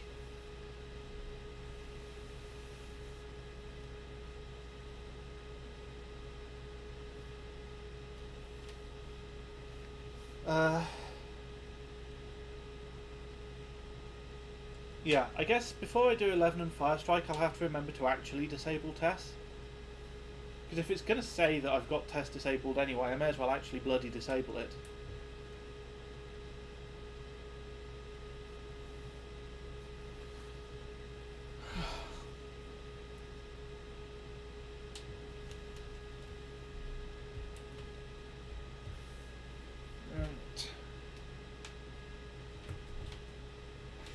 I should have gone for a walk earlier while it was still light. Oh well.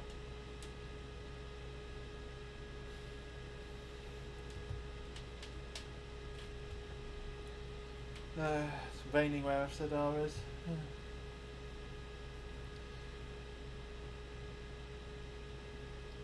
Apparently they're getting a Sub-Zero in Texas. Oh, Salty's off. Have fun and hopefully some gold. Yes, thank you. And presumably you're off to your LAN party, I guess. So yeah, have fun there. Yeah, see, this time it's made it through to GT2, so it's just a random not liking the capture card thing, I guess. I don't know. Hopefully it doesn't happen again.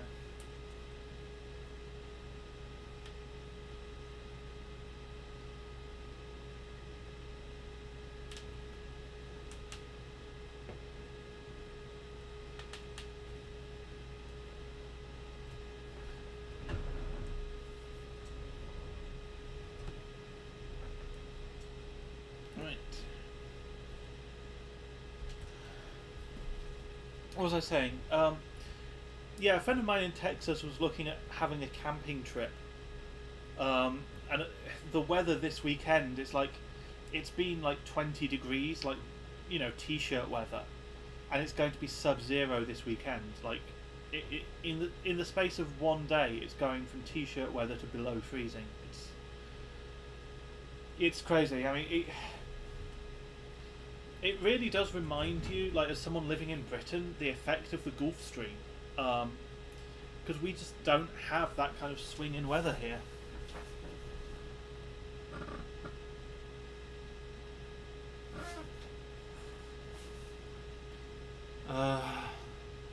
And you know, it gives me something to blather on about while Vantage runs, because it's a really long benchmark.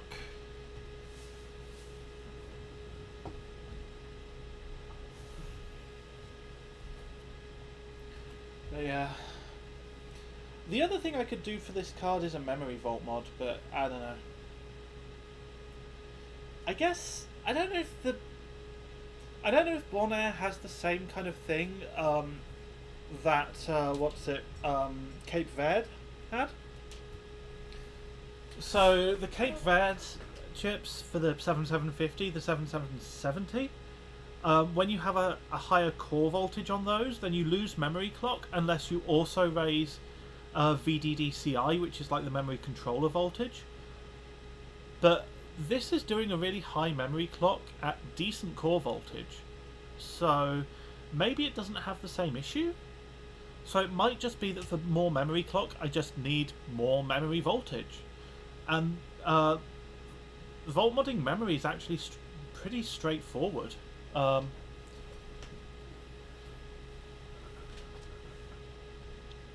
So it might be possible to get even more memory clock out of it without having VDDCI control even, which would be cool.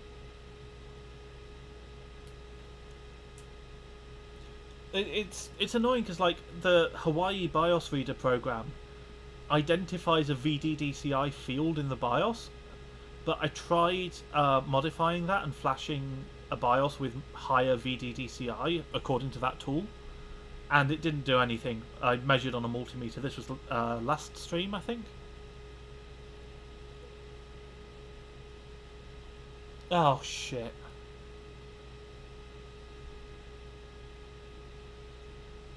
And Vantage has just pissed off. Wonderful. Alright, well fuck Vantage.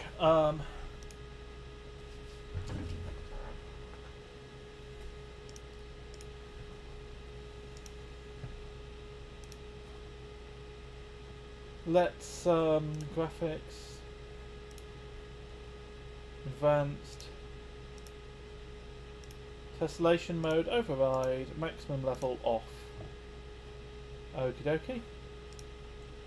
I wish there was an apply button in this. But I think that is, yeah, that is set now.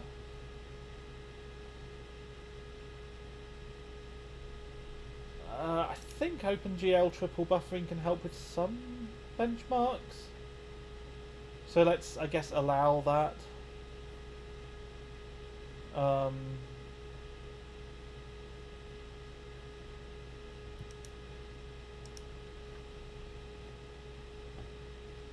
Yeah, I think that's everything. Alright, since Vantage crashed, let's give it a reboot. And we'll move on to 3D Mark 11, I guess.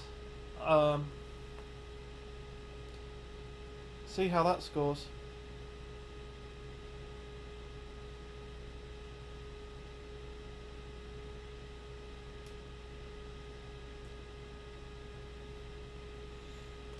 Hopefully that does alright.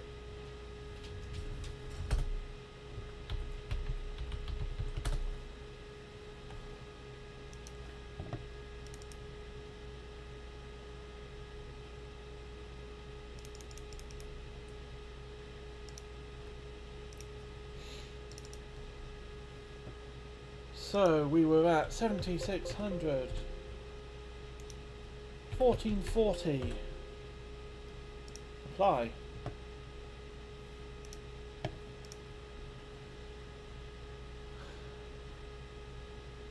Actually, 3D Mark 11 is also really long. Let's do Fire Strike. I like Fire Strike.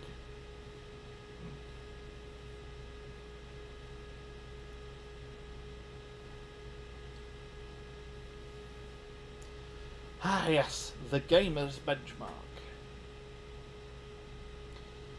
Reminds me of those Razer face masks. Came with a little card in it that started off, "Dear Gamer." Like, how dare you? Demo is off. Cool, run.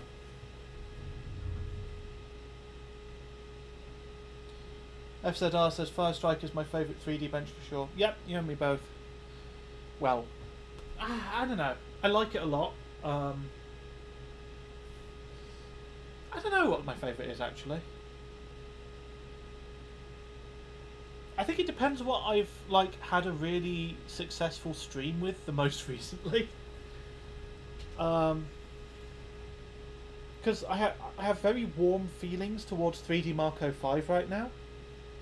But I think that's just because of the set of streams where I was doing the 4790K integrated graphics for 3D Marco 5.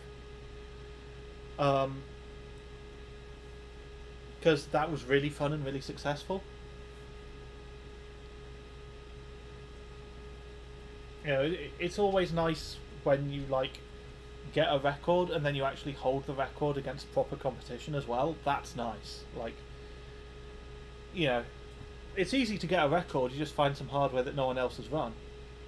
But if you find something where like other overclockers are running with like equivalent cooling and like good fucking overclockers as well, like people like Noxonite are also taking it on and you're still getting a better score, that's gratifying. FZR says Firestrike is the first benchmark I started with when I started overclocking as a hobby. Yeah, fair enough. I think I started out with 3D Mark 2001 SE. Because the first overclocking that I did was a Radeon 9200. It's a really old AGP graphics card. And it was from like a random, like really old Sony Vaio pre-built. That had like a socket 478 Pentium 4 in it. So that was the first card that I overclocked, and I actually volt modded it as well. It was lots of fun. Kind of went from there really. When I was pushing the 2080 Ti in my daily with shunt mods, BIOS mods, and custom water cooling. Yeah, I mean, you know, Radeon 9200, 2080 Ti. Very different experiences in some ways, but also not so different in others. It's still overclocking, and it's, yeah. And the funny thing is, for me, it was never about performance. I've always not really cared that much about performance. It was actually watching Buildzoid that got me into overclocking in the first place. It's a long, convoluted story. But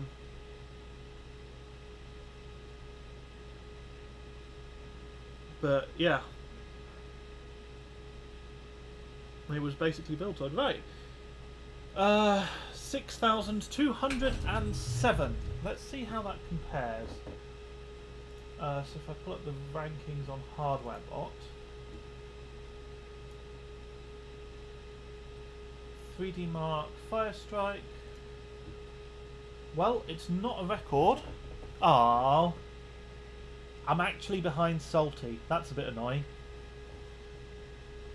It's third though, so it's pretty solid, but Salty Croissant has a slightly better score than that. Oh well.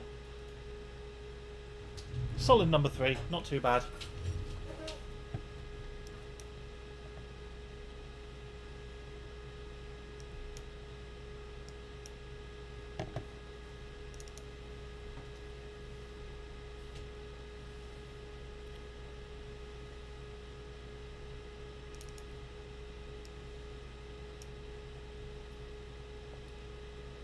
Okay, I think what I'll probably do is I'll save this and then I'll do one more. I guess I'll do. I really want to do 05.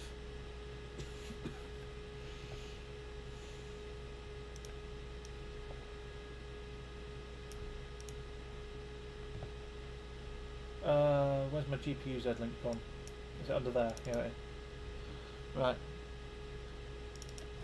Yeah, I'll do 05 and then I'll call it, which I know is really early for a weekend stream. Um,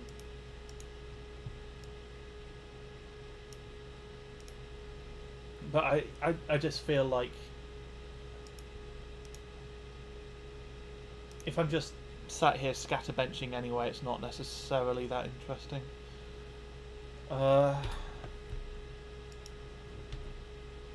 FS6207.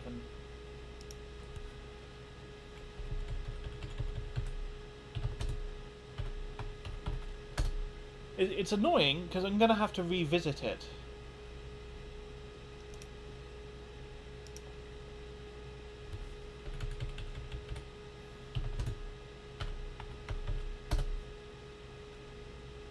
Right, so I think that should be saved.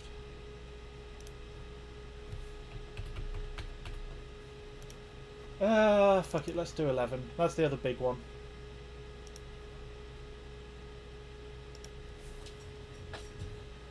SZR says, I got started overclocking in the LTT Discord with Commander Soyo. We kind of bounced off each other and grew around the same rate. We both started small with ambient cooling and mods and moved into more XOC over time. That's really cool. That's nice. Yeah, I think it's good to have a situation like that where you're kind of growing with someone. Because if you jump in at like the extreme end, it's a lot. It's kind of overwhelming. But yeah, it's interesting for me because like I have a background in electronics, so I was able to kind of understand what was going on with the feedback mod.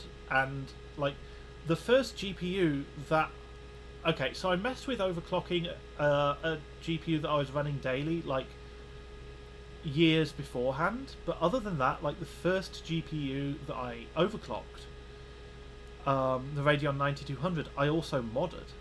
I did a feedback mod. I think I actually bought a better cooler for it. So like I upgraded the cooling. You know, I kind of went all out on it. Funnily enough, my scores on it are not great.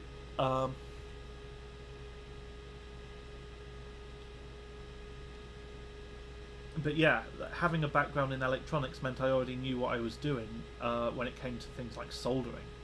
Although I've got to say, like, GPUs are really difficult to solder onto compared to, like, if you're constructing a PC. Like, if you've just got a piece of strip board and you're, like, putting together some kind of PCB for something, that's easy. Soldering onto a GPU is really difficult by comparison. It doesn't help that I've never had proper flux. That would probably... If I had proper flux, that would probably help. But, you know.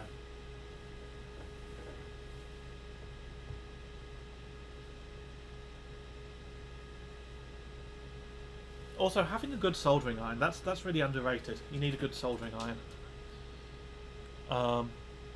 If you have a crap soldering iron, like, it's going to be really difficult to get good results, especially if you're soldering onto anything that, like, sinks a lot of heat. Ah. Well, that crashed because it's rebooting now. Damn.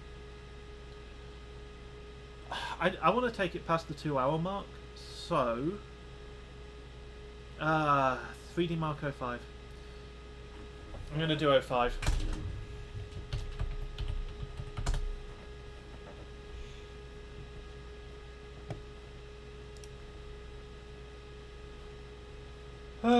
TRIXX.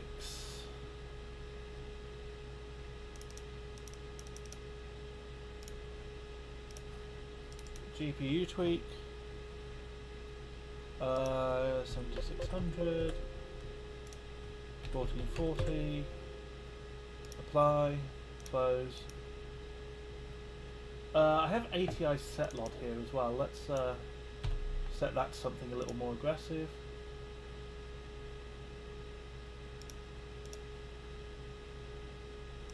And let's load up 05.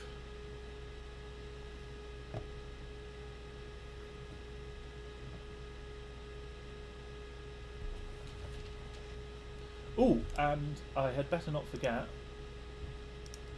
05 scores slightly better at 1024 by 768.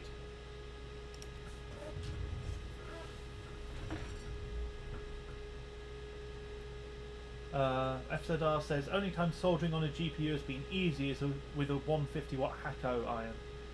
Yes. Yeah, having a great big overpowered soldering iron definitely helps. I can attest to that. I have a 150 watt iron somewhere. I'm not sure where I left it. They're not very precise though, let's be honest. So like, if I'm trying to do a feedback mod on the memory for this, probably the way I would approach it is I'd apply Kapton tape around the area that I intend to solder to sort of make it more difficult to screw up. And then I would use my TS100, which is like 65 watts. I might do that at some point. I'm going to have to revisit this card, I think. I use it for E-powers. Yeah, E-powers you would definitely need a big thing like that, yeah. Yeah, I really wanted it to be like one card per week, but it's not going to be that simple, I don't think. The 260X is definitely going to get a revisit at some point. I don't know when.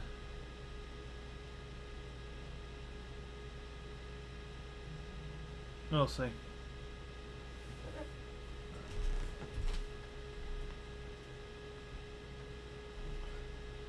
We'll meet again. Don't know where. Don't know when.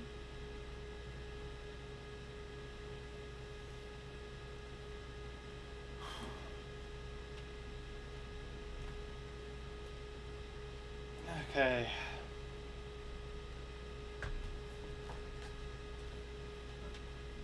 Theoretically, Windows 8 gets better scores in 05. I'm on Windows 10, which is not ideal. Singing too good, copyright strike. Unfortunately, I don't think it's that good. I don't think it's anything like that good.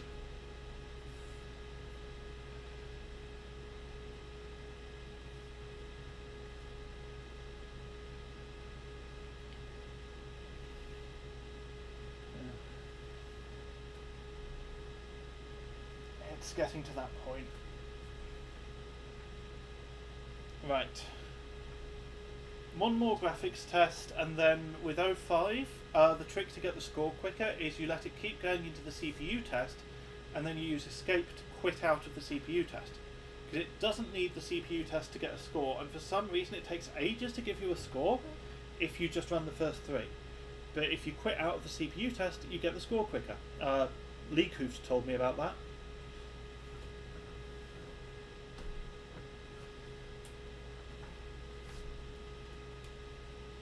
Yes.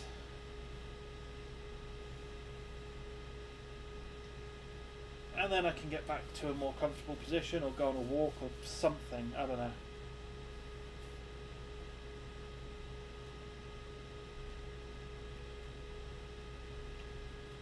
Something to make this freaking elbow not hurt.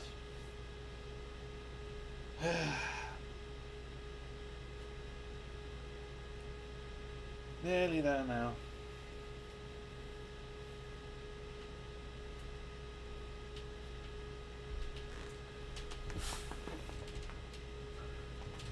Right. He flies out the canyon, then we get another loading screen. Hopefully.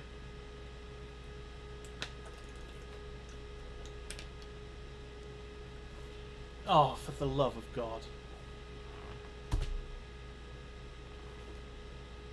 Oh. Okay. So it crashed out of, like, the loading screen, I guess, because it did give me a score. 53651. I'm just going to double check that that's not, like, bugged.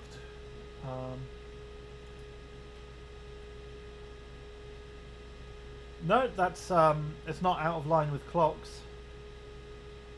Sweet. Alright, well.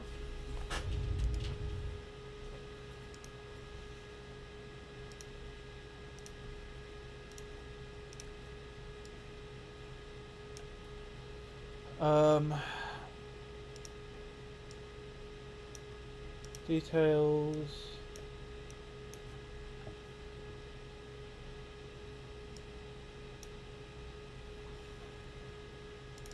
CPU Zs. Let's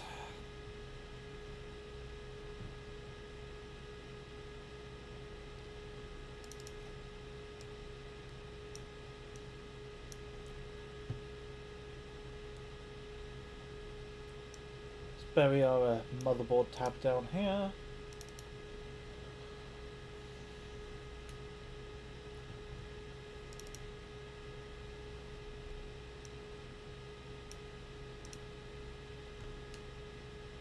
Come on, GPU Z.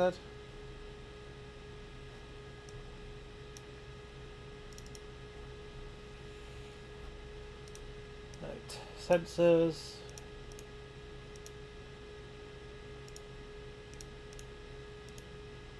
They're all on max. Render test.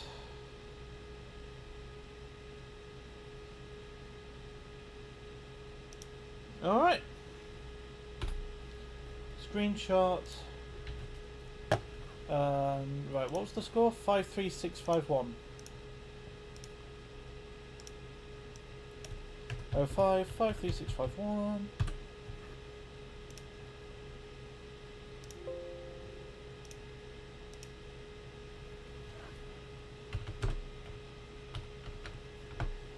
Let's make sure I'm saving that in pictures where everything else is.